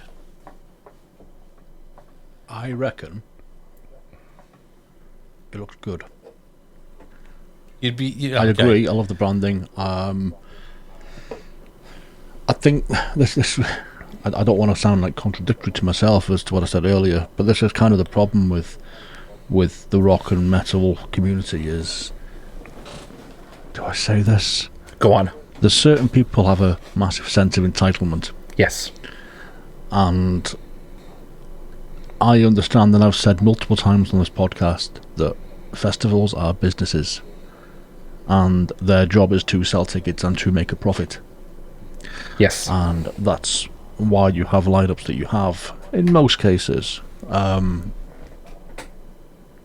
This to me, I think, is going to be really strong. I think they've got something big up their sleeve, haven't they? They're going to have to. And Yeah. I'm sure they will silence the naysayers at the next announcement. 100%. I agree. They've never let people down, and the amount of choice at Hellfest as well always is just ridiculous. So I really want to go because by all accounts it's not a big festival either. I think it's 40, maybe 50,000. It's not huge in terms of people. Really? That really surprises me, considering like how much there is. Yeah, it's not like a big old 100,000 cap guy thing, but it has like it themes all its stages. It themes all its like. It's almost like a theme park to a degree for us theme park nerds. Like it has theming. It has a life. It has a bit like Glastonbury has all its little themed areas and Boomtown and stuff. It has those. The branding things. is lovely. Actually, it's a kind of Art Deco sort of 1920s sort of style. Yeah, and I really like it. Actually, I think it's beautiful. I think they've done a really good job. I think, but when you compare it to Download's branding for 2024, I much prefer this. This looks like a rock and metal festival's branding. Doesn't it? Yeah. Yeah, it does. Just saying. It looks beautiful. I would love to go to this. In fact, just looking at those, I know they've not released a full lineup yet, but just what we've got there so far, there's plenty for me to see there. There's plenty for me to be happy about. I'd be very happy going to this. Where is this? Belgium or? This is France. France, okay. See, I might struggle there because I can't speak French. And I have no interest in learning. It's alright, everyone speaks English because we're snobby. Oh, okay. Oh, that's fine then. But yeah, Hellfest is on my list. It's drivable. You could drive to it or even train it. Yeah, and you know what? There's companies, Argon Events, for instance, they do... It's torture. I wouldn't recommend it unless you're desperate, but they run coaches from like Scotland and various places in the UK, different stop-up points. They include your ticket and your coach travel to the festival. They do it for Hellfest, Wacken, Rock am Ring. They do it for loads of European ones. And it's obviously a coach from fucking wherever you live to the site, which is a fucking chore. But actually, it makes it affordable for a lot of people and easier to do. Now, if you're watching the video version of this, we're just looking at some footage of Hellfest. Doesn't it look incredible? It's fucking stunning. It's sexy as fuck, isn't it? Yeah, I need to go. Now, I've almost convinced myself here, just looking at it. I mean, because you watch footage of festivals after the fact and think, oh, yeah. But this looks like something else. They've done a great job with this video. It does it look like Disneyland or something like that? Just like a park. Do you know what it reminds me of? Do you know, what's that big fucking, not Creamfields, but the big dance festival in Belgium? What's it called? Ooh. Oh, where like, what's it called? Is it Belgium? But it reminds me of it because the stages are built like fucking castles, and there's lots of fire. There's lots of just effort put into the surroundings. Tomorrowland, that's what I'm thinking of. Oh, okay, yep. Is it in Belgium? Probably not. But it's like the goth version of that. Look at that fucking castle as an entrance. You know what I mean? It's mental. See, this is what you want from your festivals. You want it to be a big occasion. You want you to see where your fucking money's going, and to have some sort of like you're going into another world almost, like some sort of. We used to do it at Download. Download used to have stuff, but then things like the Download dog got destroyed, and I don't know if it's a bit of an excuse or what, but it did get destroyed at the pilot actually. And they did try and do some bits. They did a bit this year with, like, what was the bar area at the top? It was the beer hall or whatever it was. Yeah. They did bits and pieces with stuff there. Yeah. But this is how it should be for me. It's about escapism. It's about not... Yes. It is almost like a theme park, isn't it? Is that you want to forget about everyday life. You want to go, you want to switch off, you want to switch your mobile off, and just embrace it and immerse yourself in the experience. And that is why when I first started going to Download, that's what it was like.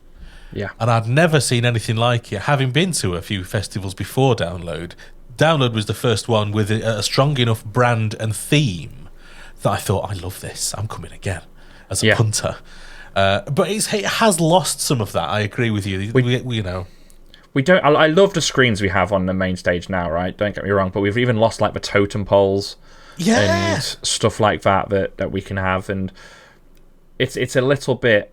There's every festival in the UK, and I know it's probably cheaper. And to be fair, the screens are fucking fantastic, but every festival is just literally a stage with big screens, some bars, and some toilets and some food, and that's what every big festival in the UK is becoming. And they don't really do anything fucking fancy with the screens. There was one year they had the curved screens for to have the fake totem poles, which was a bit weird. But I suppose at least they tried. Yeah. It does seem. It just seems to be. I would say it's diluted. There's still some evidence of the branding there, and I can see they're trying to reinvent it a little bit with the pink and the purple. It's not really enough, though, is it? I just think it needs. And you used to have all the circus acts as well. Which I think added to it. Yeah. It's just not. It's not the same. It's not the same as it was. Yeah, I think it's seen as wasted. I think it's seen as wasted money, isn't it? You don't get money back from having a fake castle or whatever. and they've relied a lot over the years on sponsors. So Zippo used to bring a shit ton. Carlsberg used to bring their fucking little beer house and stuff, and Snickers used to bring like a whole fucking skate bowl back in the day. And they rely on sponsors, and people don't want to sponsor Download anymore, other than Liquid Death presenting the entire thing. And maybe Liquid Death's the turning point. Maybe Liquid Death are actually putting a lot of money into it, and we will have some. Is there going to be like a something? An enema tent? Yeah, I hope so. I gotta go. Enema tent. But yeah, maybe live enemas. Maybe it's not a good sponsorship. But like Hellfest doesn't sponsor. I'm just carrying on, ignoring the fucking enemas. Apparently, you're so used to them. That's it. Yeah, it's just. What are you talking about, like, my life for? But you never see any. There's no branding on here from any other, like, sponsor. Yeah. It's just a festival. The sponsors aren't even on the fucking bottom of the fucking website. And it's not even that big. It's like you say, 40,000 or something. Yeah, something like that. I think this definitely needs. It's like fucking Disneyland. Look at that little walkway. This is what you want. You just want it, like you say, Rich, to go to another fucking world. You know, take your tent in, maybe. This is how Festpod Fest would look for me. It'd be. Oh really? Yeah. I'd want to put some effort into it. I wouldn't want to half-arse it. Oh, definitely, yes. Yeah. Not just your everyday generic slam dunk. Yeah, basically. We'd be bankrupt within a week, but it'd be fine. It'd be worth it. It'd be worth it. Just for those couple of days, it'd be worth it. Yeah. Oh God, can you imagine the social media coverage that we'd get out of that? That would be amazing. Yeah. That's what you want, though, isn't it? Because doesn't that sell itself? You know, people taking pictures of the place and yeah, and that's how you continue to make everything. money year on year, isn't it? And it's people go, oh, I want to go to that. Yeah. Like that footage we've just been looking at there. That sells it for me. 100%.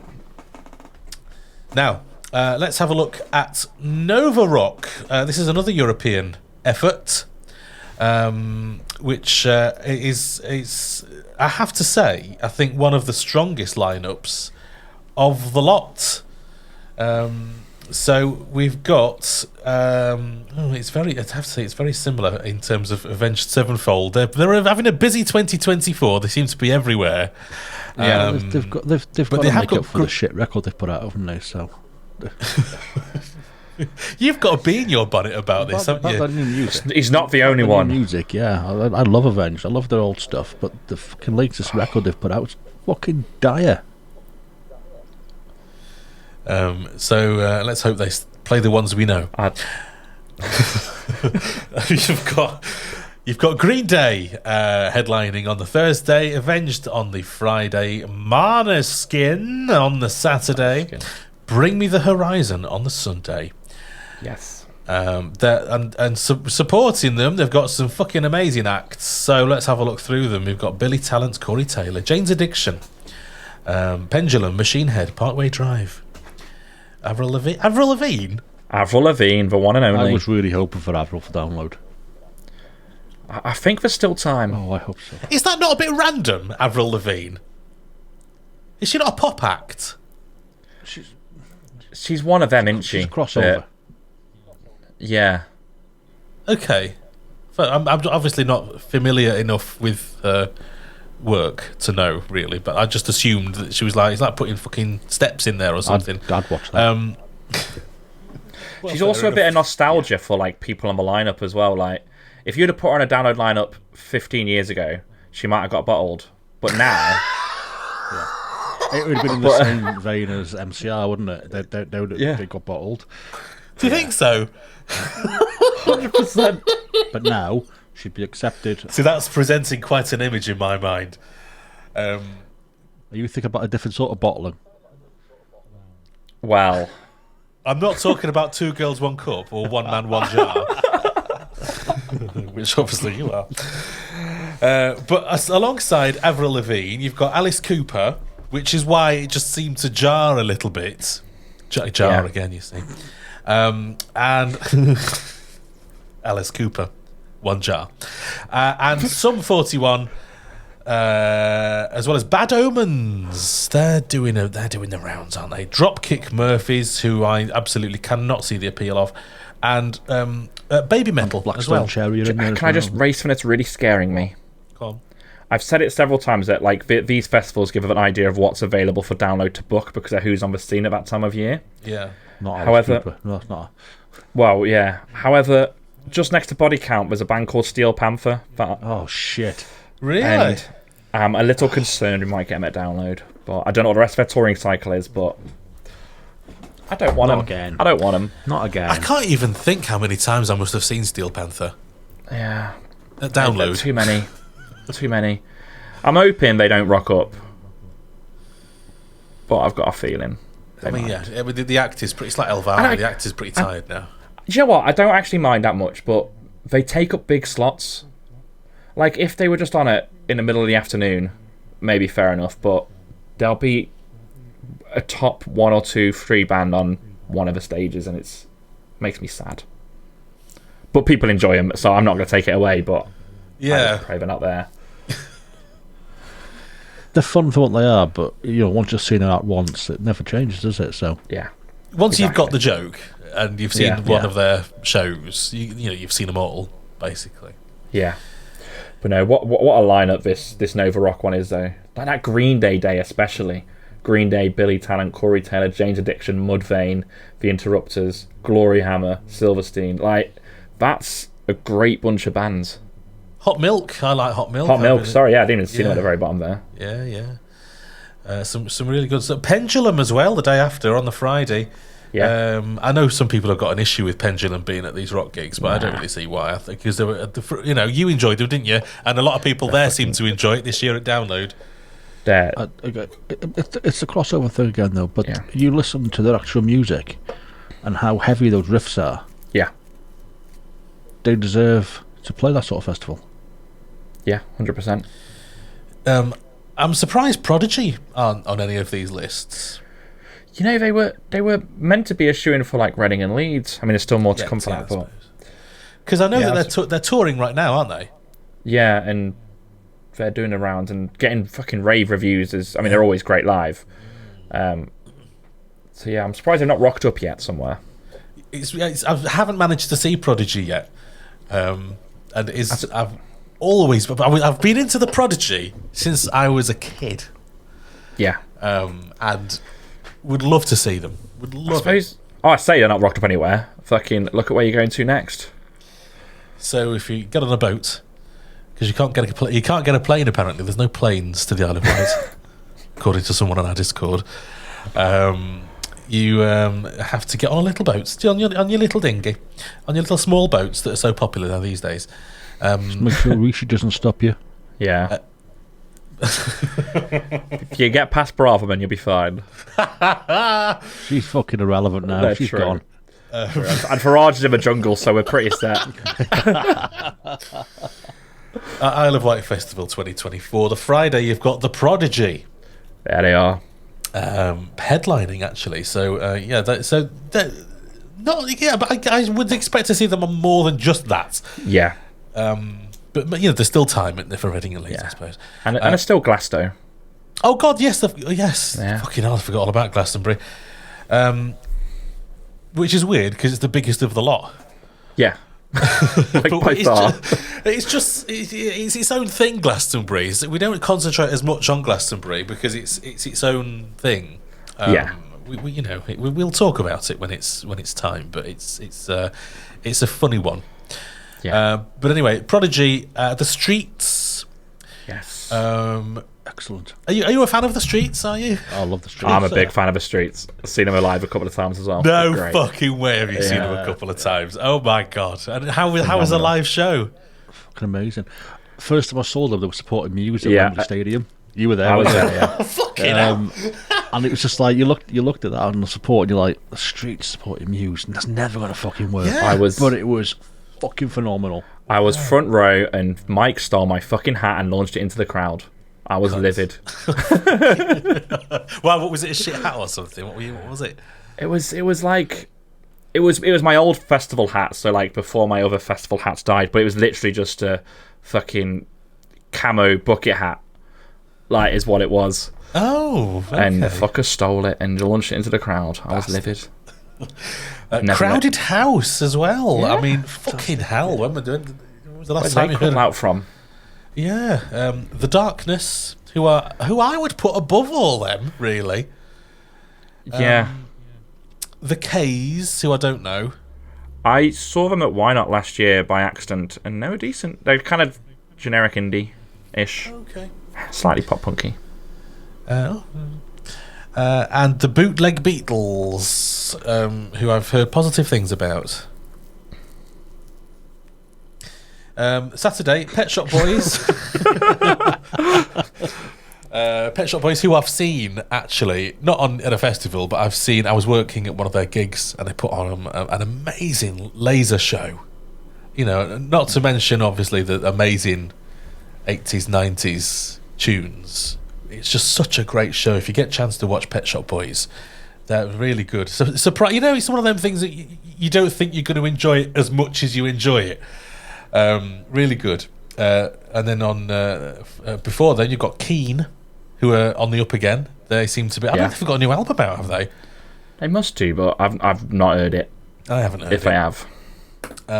Blossoms and Jake Shears. Is that Jake Shears off of Scissor Sisters? Off of Scissor Sisters. And Laura's cousin plays saxophone for him as well. No. Really? Yeah, really? Is that a euphemism? No. No? Okay. No. Sunday, Green Day. Yes, there they are. Who are, they're obviously making their money this year on festivals.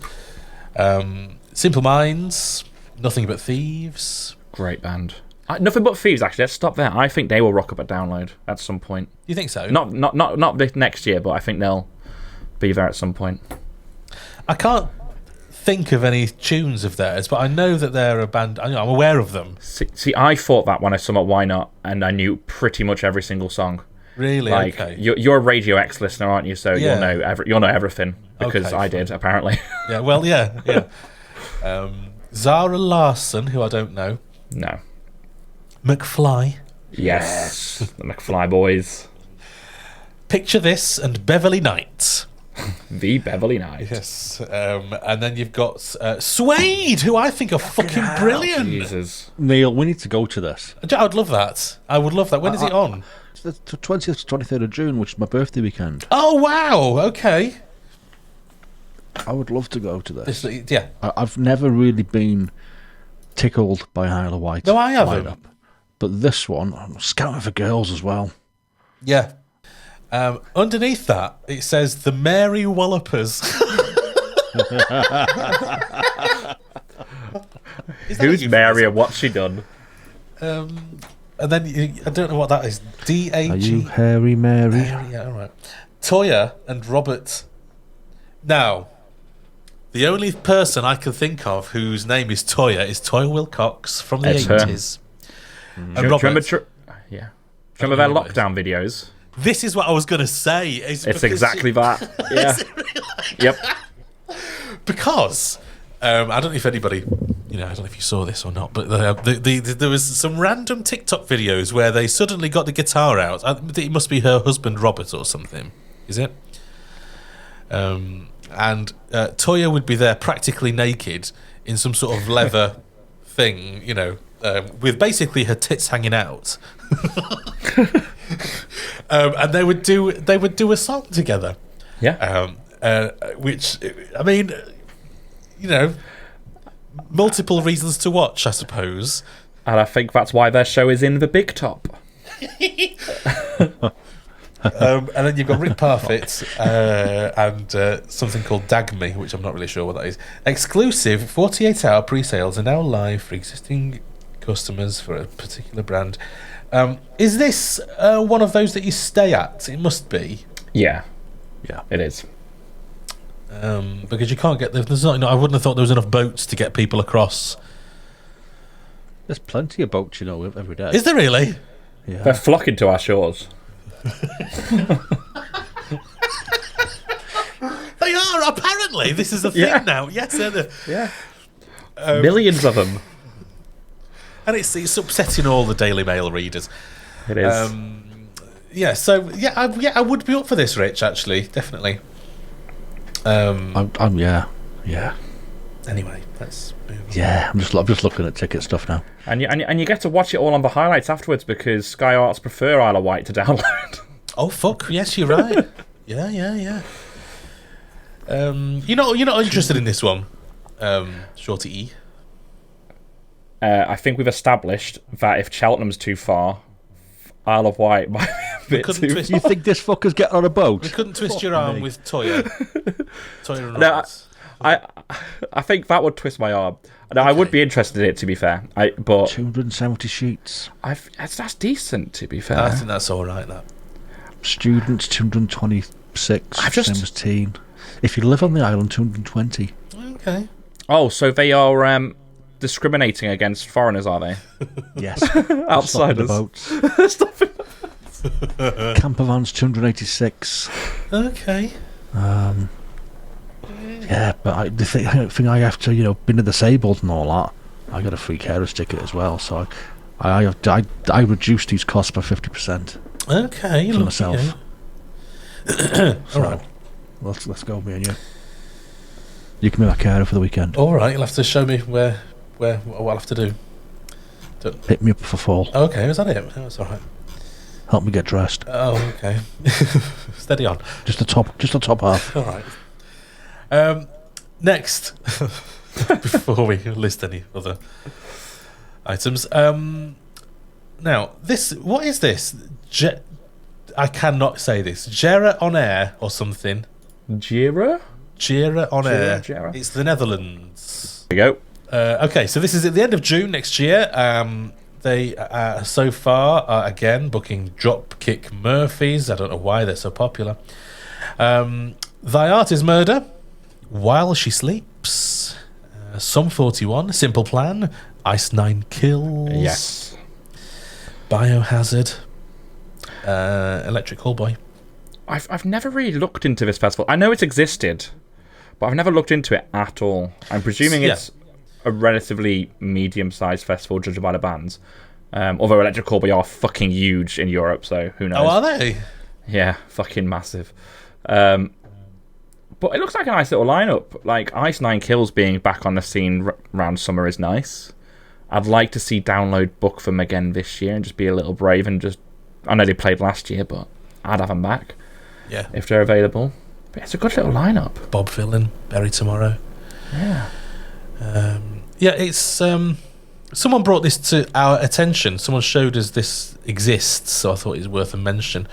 Netherlands isn't too far away, is it? No, not at all. Not at all. So, having covered that one, let's look at ArcTanGent. ArcTanGent, depending on how you want to say it. So, they have Meshuggah Yes, they fucking do. as a UK exclusive. Yeah. Animals as Leaders, and that's a European exclusive. Yeah. They've got And So I Watch You From Afar, which they'll be doing a fan-voted set. Pliny. Go on. Yeah, Pliny again. I was going to say, I don't like these fan-voted sets. Are they shit? Because you think, right, Metallica did it years ago. They did a whole European tour of it, and I went to one of the shows at Sonosphere. And I was like, fan-voted set. That means we're going to get so many fucking deep cuts. Yeah. Going to get all the fucking rarities. No. Everyone fucking votes for Enter Sandman.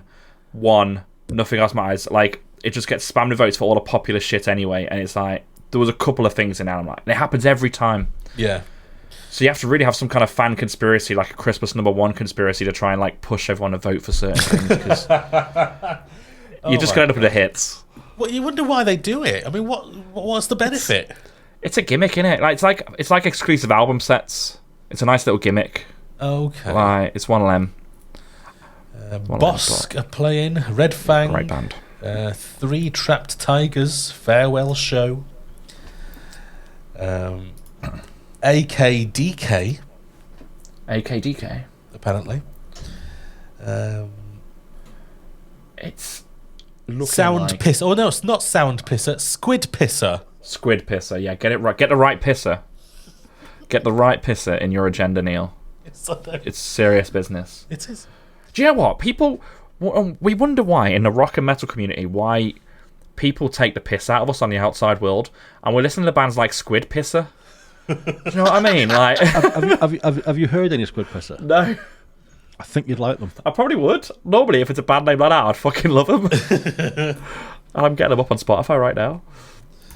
They're kind of hardcore. Alright. I love it. I've found one there for you as well, Eamon. Another one that you'll like is Peach. I saw that. For Peach. fuck's sake. Yeah. No comment. Hex Vessel. Curse These Metal Hands. Psychonaut. Filth is eternal. Yeah. But no, it looks like a very nice, heavy lineup. Yeah, I was good. Yeah. ArcTanGent's another one down in Bristol that I really want to get to. Bingham never will because it's further than Cheltenham. Yeah, exactly. But that's... Is it ArcTanGent's run by the same guys as 2 Hours and Trees? I think it is. Yeah, they are. They need to do one up north. I'm going to campaign. Wouldn't that be amazing? If I could do one just off the A50, that'd be great. Just next to the McDonald's. Yeah. So you've got something to eat. I think that, if they did a northern version, I think that'd go down really well, you know. Yeah, but no, I really want to get to that because, again, there's no clashes. I think it's all tented stages as well. It's a camping thing, but it's meant to be a really good festival. I mean, the deals I got on the tickets at the moment as well are phenomenal. For 3-day options, 140 quid. Fucking hell. VIP 3 days, 208 quid. 4-day Jesus. camping is 190. VIPs 257 for the 4 days. It's like they do some great discounts for NHS workers and students as well, and everybody under the age of 13 is free. To be honest, they always have good deals on their tickets, don't they? They've got to make people go to Bristol, haven't they, somehow? Yeah, there has to be some incentive. Yeah. No, I really want to go. Want to go. It's on my list every year. But you'll never see it. Probably not, no. Probably not. Now, who's this one? Who am I looking at here? Oh, Graspop. Is that Graspop? Ah, yes. Yeah. Graspop Metal Meeting.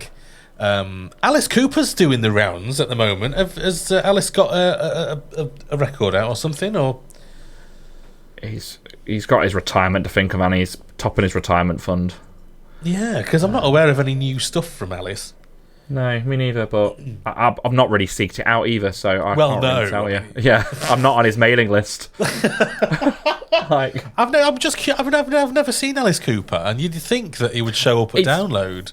He's fucking fantastic live. I think he's actually phenomenal, and I think he's actually fully booked through Download weekend. Sadly, I think he's got one free date, but it would mean him flying from doing Sweden, Belgium, Denmark, Download, then back to Finland or something stupid. So it's not going to happen. But how old is he now? He must be quite old. Is he? He's in his 70s, surely. Does one of our assistants know? Let's have a look. But 75. 75? Jesus. And he's still got it live. How old is Ozzy? Oh, he's only 32. He's just had a hard round.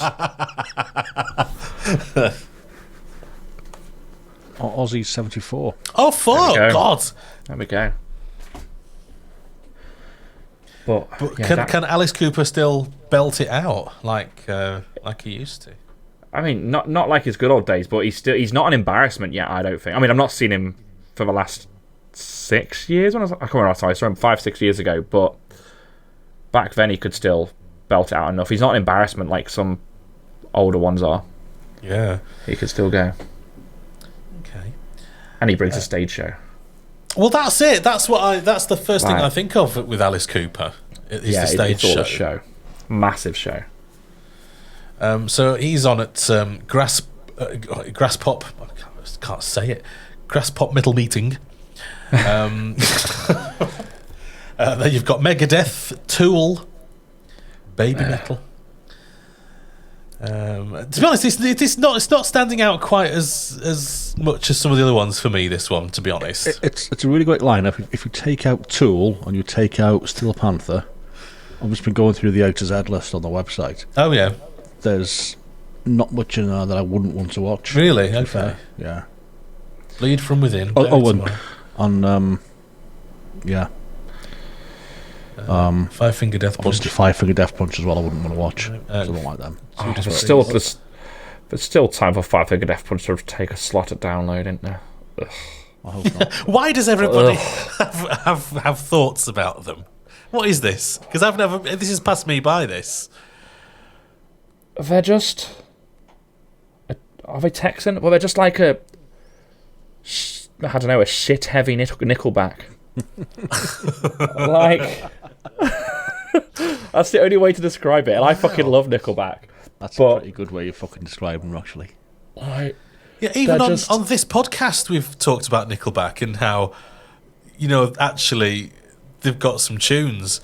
But Five Finger Fistfuck don't have that. There's something about them it just doesn't click. And I've watched them a couple of times live, and they pull a fucking huge crowd at places, right? And they are massive. And I think they'd easily do an arena tour over here now. But I listened to them on record, Spotify, let's be honest. Yeah. I listened to them on Spotify, and some stuff sounds alright. I'm like, I could probably do that. But then it's all the same stuff copied and pasted in live. It's just there's more yeahs than James Hetfield. Like it's just full of yeahs and cliches, and I don't know what it is. It makes me feel a little bit ill. Perhaps best not watch them then. Like, yeah. So alongside them, you've got Judas Priest, Electric Callboy, Bruce Dickinson, Pendulum. If this was the download lineup, I don't think I'd be as interested. It practically is. Bring Me the Horizon, Avenged Sevenfold, Steel Panther, Ice Nine Kills, I Am Morbid, Scorpions, fucking hell. The Scorpions. Deep Purple, Actual Deep Purple. Well, fucking hell. Yeah. Corey Taylor, Body Count, Blackstone, Cherry, Thy Art Is Murder. Of Mason. Oh, fair enough. It's a good little lineup. I don't know how much this festival is, but I'd be tempted. But outside of Tool and Five Finger Death Punch. It clashed with Isle of Wight for me, so I'd rather go see McFly, but it is a good lineup. Yeah, I'd rather see McFly and Toyah. Toyah's breasts. How old is Toyah Wilcox now? Oh, I reckon she's... I'm on it. Now, I reckon... Have a guess, go on. I'm going to guess that she's early 60s. I'm going to guess 63. I'm going to go a little higher. I'm going 67. No way. Right in the middle, 65. Fuck off! Fucking hell, 65. But I tell you what, she's doing something right, isn't she? Something or someone, one of the two. Well, it'll only be Roger or what his name is. No, that's the action. I've just seen some still images of the videos you've been talking about, for fuck's sake. Oh no, share them, Rich, because we need some context for our viewers on YouTube. Okay, bear with me. Because I didn't think this is because this is too bizarre. If you haven't seen, and even if you have seen this, it's funny to see it again. Toyah Wilcox, but doesn't she? She's not doing her own hits in these videos. No. She's doing other people's tunes. Yeah. It's all covers. And they're quite good though. That's the other thing. If you take away the boobies in your face and whatever. God, I don't ever want to witness this again in my life. Of course you do. You've been the one who's, I've only just had the retinal operation to get it out of there. Yes. Oh, there's the boobies, you see. But he is, what's he called? Robert Fripp. Robert Fripp. And he is dressed up, in a wig and some sort of costume. But he doesn't outshine Toyah, whose breasts fill the screen. Which, if you're King a breast, Crimson.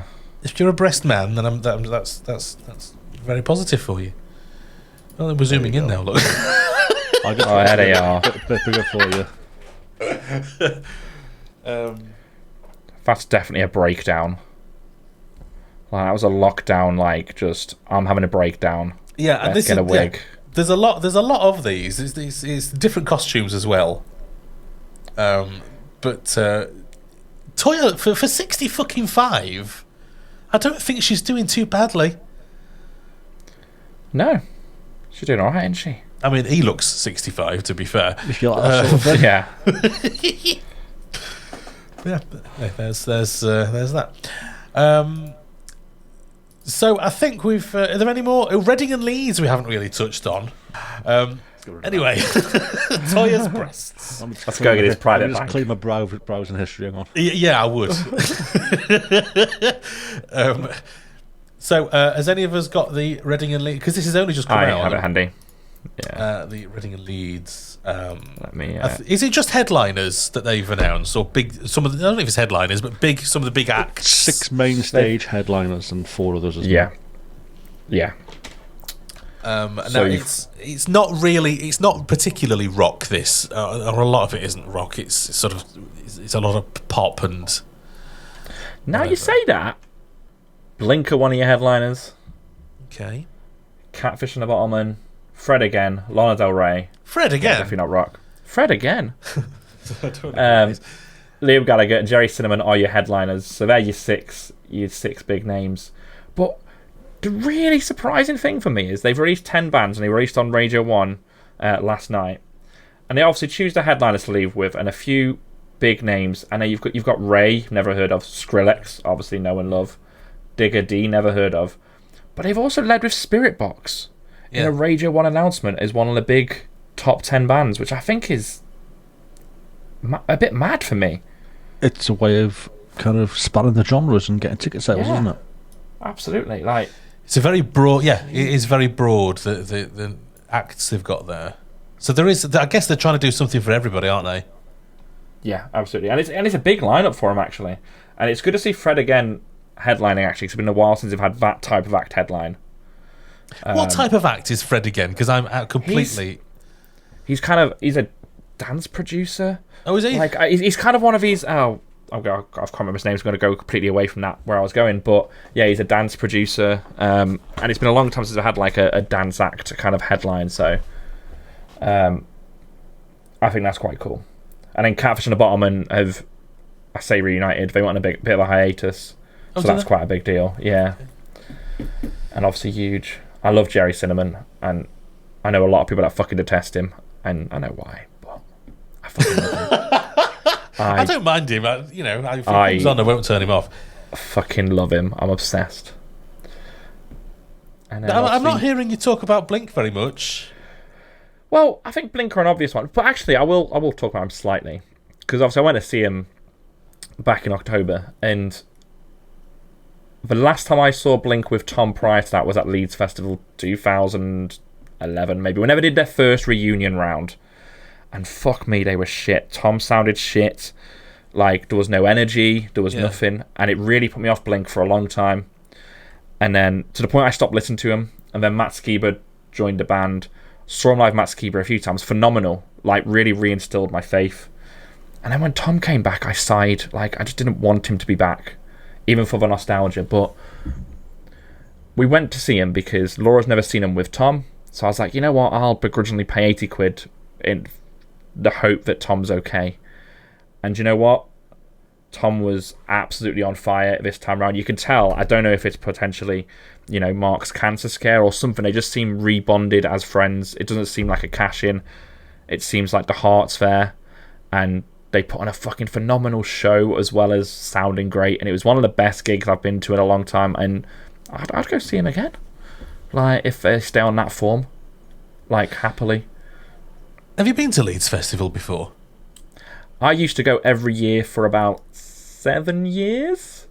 And then I've not been for a long time. I've not been since it's been at the new site and stuff, but I've not been for a long, long time. Mainly because it did start drawing a different type of crowd when they started booking more, more of your rap artists to headline and more of the main. Leeds and Reading have always booked mainstream shit, haven't they? They book what's popular at the time. Yeah. And this is testament to that. And if what's popular is Metallica, they'll book Metallica. If what's popular is, Lana Del Rey, they'll book Lana Del Rey or whatever. And there was a period of time, including last year, where the lineups just went weird. And you'd still have the remnants of like your Frank Turners in there, and your Sleep Tokens would still play, but you've got fucking, I don't know, Post Malone headlining. And when they started booking that type of act, the crowd changed a lot, and it didn't become it was never a perfect place to go, but it became a not nice place to go. Can you imagine what the crowd is going to be like for Liam Gallagher? It's not the Gallagherites I'd be scared of, to be honest, or worried about. It's some of the Jerry Cinnamon lot, I'll be honest, because I've been to a lot of Jerry Cinnamon gigs. And the Liam Gallagher crowd, yes, there's the new younger kids that love him, but every Liam Gallagher fan now is, well, they're our age, they're older, and they're the people that are selling the tickets. And they're the worst ones. Yeah, but the Stone Roses crowd were the worst ones. they were the worst. But yeah.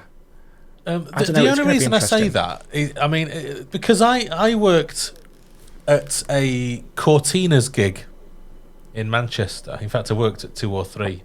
In fact, I was booked for 3, and I think I said after the second one, I thought, do you know what? I'm not going to the third one. Yeah. Because they were there with distress flares. Yeah. I'm not talking about the ones that Susie Quattro used to wear. That's a bottom joke, that.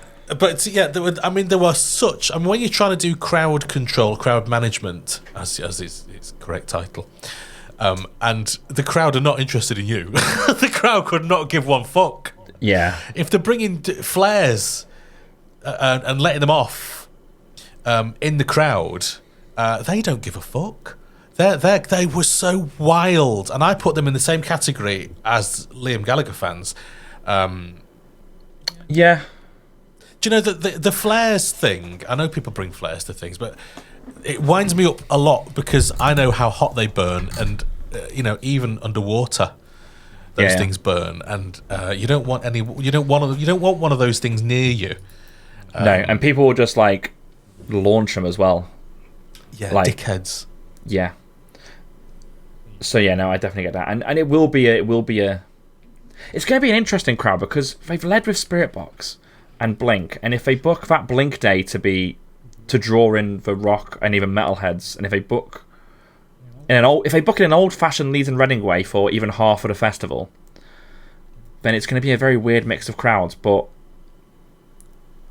also, are they going to do enough to drag those people back? Because a lot of those people gave up when they stopped booking Metallicas and Rage Against the Machines, and it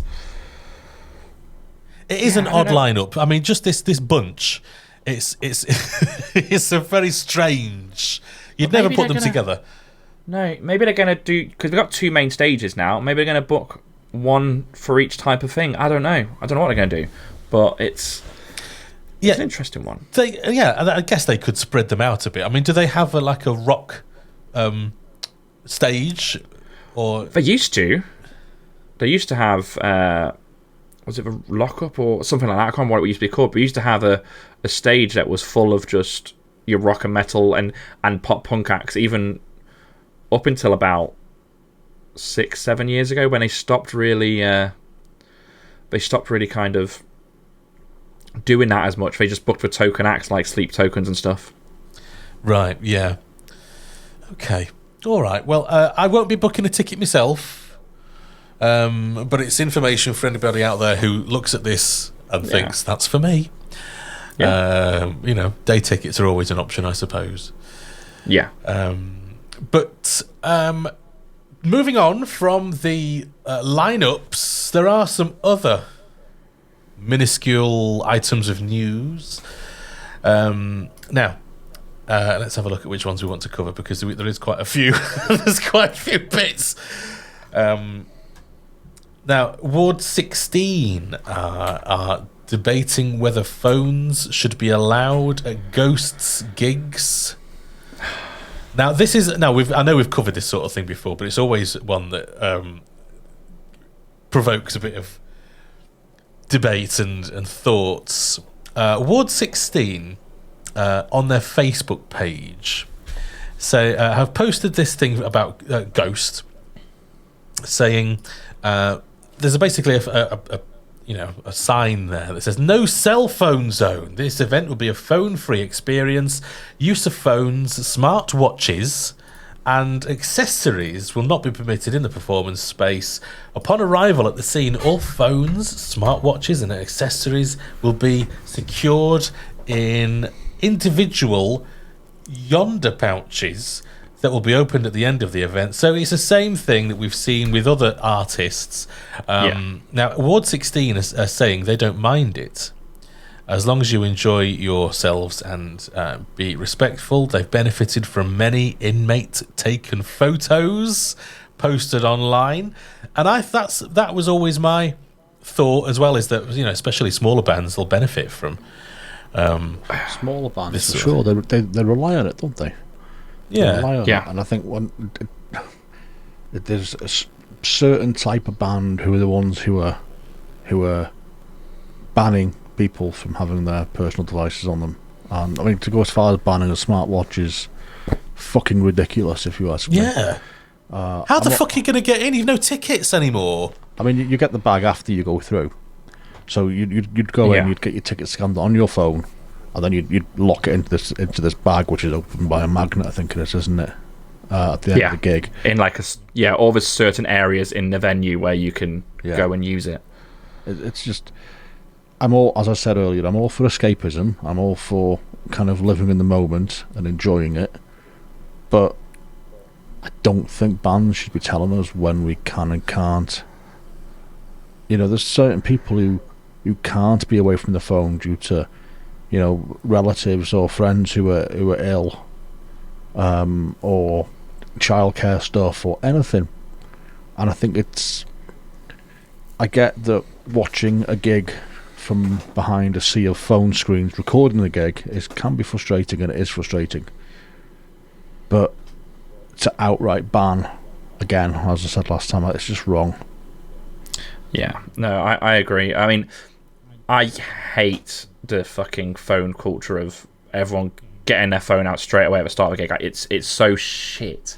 But it shouldn't be banned. I think what probably needs to happen is just a cultural change. There's a lot of bands that will put on the screens before a show saying, please enjoy the experience. There's even bands that go as far as, I think it might have even been Trivium I saw recently, when they sort of said, look, don't fucking record this song, just fucking enjoy it, and just making a point about enjoying the experience as opposed to living life through your screen. I think is probably, it's almost needs like a campaign.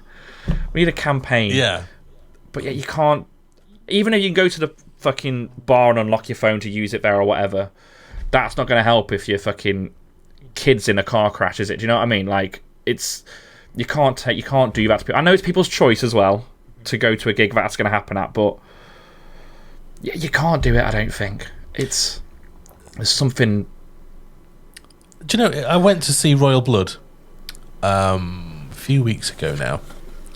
I don't know if it's my second or third time this year seeing them, but this one was in Manchester, and I don't know if I made a conscious effort not to use my phone particularly, but I didn't take many pictures. I guess it's because I'm always seeing them. I see them all the time, so there's not really anything new that I'm going to take a picture of, or they don't really change much about what they do, and that's fine. No, what they do works. Yeah.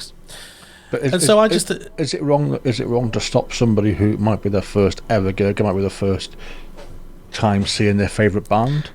Is it wrong to? Of course, it's wrong to. It's not a question, is it? It is wrong to stop these people having that kind of lifelong memory as well, because memories don't always last forever. my friend the other day, actually at McFly, we were talking about this exact thing, and he said he went to a gig, I can't remember, we'll just say Parkway Drive, and he said he was going to enjoy himself, watch it in a moment, and when he got back home and he went, actually, I'd really like to see that fucking song again live. Like, I just really like to watch a clip right now. And I've never done that, but he's got such a shit memory, and he really wanted to relive that moment, but he decided not to record anything.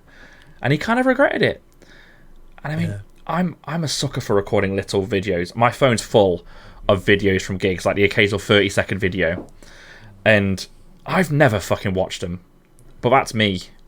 Like, and one day I might scroll through and have a look at them, but people enjoy things differently, I guess. And nowadays, a different age. Yeah. I think that, you know, the videos that I take are for Festpod. Yeah. You know, well, yeah. just to show what we've been to. But I do think, you know, it's quite common now to look on YouTube for videos of a song, a band, a venue. Yeah. And if no one takes any fucking videos, how are you going to see it? You know? And I do that all the time. I look for like live videos from certain tours, and I rely on those videos. But I also don't want those people to be fucking filming. So what can I do? No, it's a weird one, isn't it? What I do think that bands should do is have all their gigs filmed professionally. Then you've no need to film or take photos. You could just buy the fucking video. I was going to say a DVD, but that would be a very ancient way of doing things. You could just, because you don't even need that now, do you? You could just have it streamed or whatever. Yeah. I think that would be a much more. I think that'd be a much more effective way. Yeah. Than banning people's phones or fucking smartwatches, because I just think you piss people off. Definitely, yeah, 100%. All right, so this final news story that we've got is about tents. Now, we've all got... I've just seen the pictures. Carry on. We've all got our own preferences when it comes to tents. Some people like a small tent with just yourself in it. Some people like a massive palatial tent. Now, these tents are in the shape of a dinosaur with teeth and everything, and it's just basically a head of a dinosaur that is the front door of your tent. Now, they're great. You've got different sizes by the look of it, and looks like they light up. But these are great fun. I think if you brought one of these to download, you'd never fucking get lost, would you? You'd also wouldn't have a tent left because every fucker would jump on it. That's true. I love them, but yeah, people are going to mess around, aren't they? Yeah. Can you imagine them in the wind when the fucking head's just bobbing everywhere? Oh my god! If they shadow onto somebody else's tent next to you because you got your light on the side. Big fucking dinosaur head and teeth. These are they're so good. I want one. It says follow awesome inventions. So I guess they must be for sale. So if you fancy taking one of these to the next festival you go to, it looks like they are for sale. They're real. They're photographs that we're looking at here. So looks like that's an option for you. I want. Anyway, so that is the end of our festival news. And coming up next, after this short break, we are going to be talking about gigs. See you after this. We are Andromedous, and you're listening to Festpod. We'll be right back.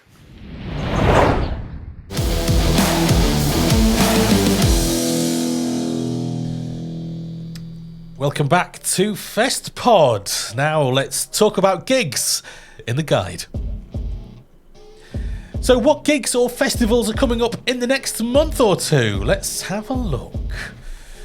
So first of all, I am going to go and watch Sleep Token playing Wembley Arena on December the 16th. I'm looking forward to it so much. I think it's with certain outlets, the actual tickets are sold out, but I do believe there are tickets still available from other outlets. So if you're a fan of Sleep Token like me, you don't want to miss this gig, I don't think. 16th of December at Wembley Arena. Tickets available from various places for that. I will be going to, I'll hopefully be going to see Of Mice and Men on their next tour. They are doing a little tour of little venues across November and December. They're touring with Caskets and Defects, and they are playing some tiny venues. Some are sold out, some have still got tickets going for them. So they're doing, from the 30th of November, doing Manchester Rebellion, Glasgow Slay, Leeds Stylus, Nottingham Rescue Rooms. They're doing Stoke for Sugar Mill, which I'm hoping to get to. Birmingham, Oxford, Colchester, Norwich, Portsmouth, Bristol, and London. And they're all tiny rooms. And yeah, of mice and men in those little areas are going to be fantastic. So get yourself across to that bad boy. And I've got something coming from January. Going to see Buckcherry. That's a little rock band, aren't they? From You crazy bitch. absolutely from over the pond. And they're playing 10 dates in the UK next year. Bristol, Nottingham, the Tiv in Buckley, which is what I'm going to, around the corner. Manchester Academy, Glasgow Garage, Newcastle Riverside, London O2 Academy Islington, KK Steel Mill in Wolverhampton, Queen's Hall in Nuneaton, and the Night Train, Bradford. Tickets are about £25 for that. Still some available. So yeah, get on it. I think that's going to be a nice little tour, that. And coming up early next year, actually, we've got Frank Carter and the Rattlesnakes, who are going to be on tour at the academies of Bristol, Manchester, and Leeds. That's in February. So having seen them myself, I'm a big fan myself. They are very, very popular, actually. So go and have a look at Frank Carter and the Rattlesnakes doing the do in February. So, if there's a gig, a festival, a piece of music you want to recommend to us, let us know on the socials or in the comments below. Just search for Festpod. Next up, we'll get our Festpod Favourites. This is where we recommend something we've seen that we like. So, Rich, we're going to start off with you. What have you seen? So, my Festpod favourite. It's a bit of a different one. This is the Mediterranea Metal Cruise. So this is a cruise ship full of metalheads sailing around some Greek islands for 3 or 4 days in November next year. And it's basically, gigs on board the cruise ship. These bands staying on there, and it's just going to be ridiculous from the looks of it. They've only announced a few bands so far, but it looks incredible, and I want to go. I really want to go. But yeah, they're literally going to like Mykonos, Crete, Santorini, full of metalheads on a posh cruise ship. I can get on board with this. Like, all you've got to do is take a suitcase, get on a plane, get on a boat, sit there, get drunk. Exactly. I know it's a bit far for you, but it'd be easy to do because you've got no tent. Yeah, exactly. You don't have to carry anything. But yeah, just all stays in your cabin. I've always fancied one of these like metal cruises, or all the different type of ones you have nowadays. I've always fancied one. Oh, is this a thing? I've never come across this before. I've always fancied it as well. I mean, like these are, they're inside box room with no windows. Like it's $1,500 per person, based on 2 people. Or 3 of us would be £1,400. But each. So yeah, and they obviously go up towards the 6,000 mark, but yeah, I mean it's a cruise ship. It's gonna be a good experience with like-minded people locked away on the ocean, where the implication is that something bad may happen. But is it? Well, alone in international waters, you never know what might happen out there. True. Oh wow. But yeah, no, Okay, I'd really like to go to this. I think it's probably a little bit beyond my price range at the moment. But yeah. Did it say what bands are performing or not? They've not announced everything yet. Oh, I see. They've got kind of a couple of, I think they're Greek-based ones at the moment. But there's more to come. But there's going to be like kebab eating contests and beer pong, air guitar contest, Put my name down for that. pole dancing, karaoke, tattoo place, Oh my that sort God. of thing. It's looking really, really cool. I love it. Excellent. I like the idea of an old couple accidentally booking that cruise, like just for their retirement trip. Yes. Oh, yeah, their Just faces. sat on a deck chair. And it'll still be nice as well, November and on the Greek islands, won't it? It'll still be Yeah, it would still be. be warm enough and stuff. It'll be nice. Yeah, I'm up for Do that. it. Right, Eamon, what is your Festpod favourite? So, mine today is a song actually, and it's a pop punk fucking banger. Like it's the epitome of pop punk bangers. So it's from a band called Lunars, previously called The Lunar Year, and the singer / guitarist is the bass player from a pop band called The Vamps, who you may or may not know. But he's got this little pop punk 2-piece side project, and they've released some bangers throughout. But this they released at Halloween. They record it as like a little jokey Halloween thing for TikTok. I mean, it's evolved into this song because it kind of blew up, and it's just a lovely song about like burying people in a basement. Is this a paid promotion, Shorty? It is not. This is genuinely me being obsessed. I've had this song on repeat for about, well, when did it come out? About 3 weeks now. It's on like about 40 times a day at least. Is it worth me listening to? It's, if you want just like the epitome of cheesy pop punk, Yeah. Okay. like that's what you want. That's Lunars Buried in the Basement. Yeah, Okay. it's a great track. If you like your pop punk, get on them. Okay. Now, our old friends, my Festpod favourite this week, this time round, this week, as if we do an episode every week. You fucking kill me. Our old friends, October Ends. Great bunch of lads. Great bunch of lads. They have released a track called Dark in the last week or so, and it's cool. I like it. They seem to be doing they listed it as sad metal or sad rock, which I didn't even realise was a thing. But I guess when you look at bands like Sleep Token, I think they're sad rock, don't you? Yeah, I think so. I mean, I to always be thought honest- sad rock was emo. Oh, I don't know really. Is October Ends emo? I wouldn't have thought so. No. But I really like the track actually, and the video. Yeah. So they're an interesting band, aren't they? They didn't really have a lot to say when we spoke to them. I don't think. No, After their performance. no, they weren't the most talkative, but they put on a good performance, which is what it's about at the end of the day. And I do like this new track, and it's kind of, again, it's kind of almost like a crossover thing, isn't it? It's like you got your rock, you got your electronic sounds in there as well, and I love the vocal on this track as well. I do, yeah. Yeah, it's a good solid track.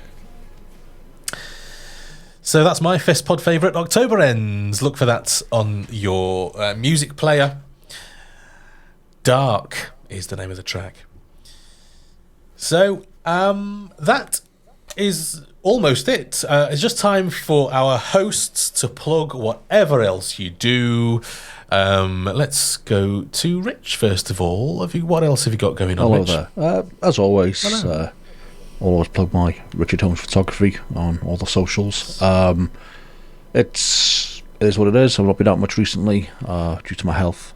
But, I love winter. Winter's my favourite time of year, so I'll be out again soon, catching some winterscapes, and we'll see what else we can get. I'm fancying doing some city scenes, cityscapes over the winter as well. Yeah. So we'll see what happens. Do you do pictures of Wrexham? I mean, I probably should do, shouldn't I? Give it some thoughts.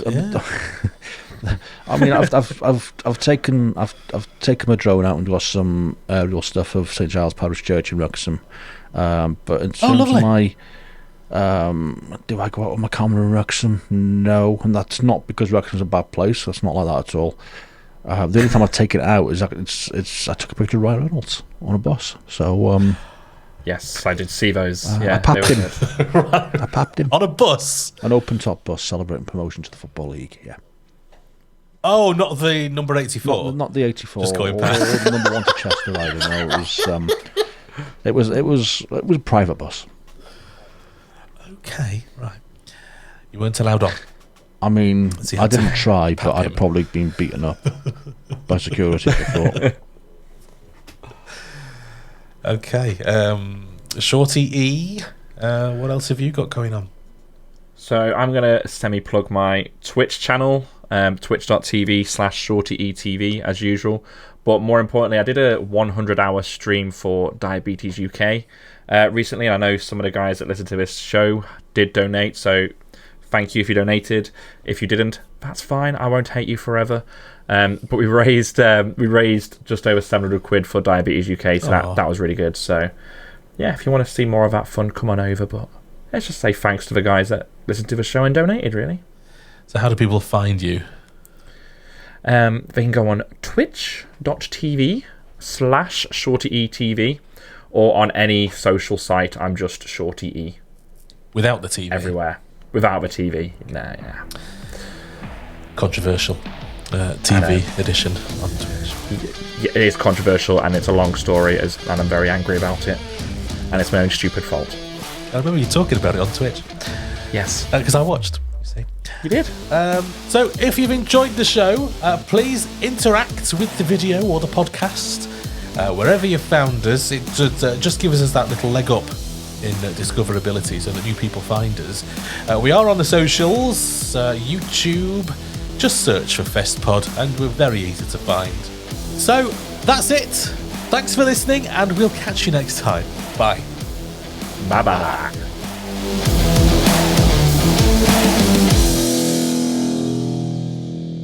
A Wilco Productions podcast. You've got a dirty loop, haven't you?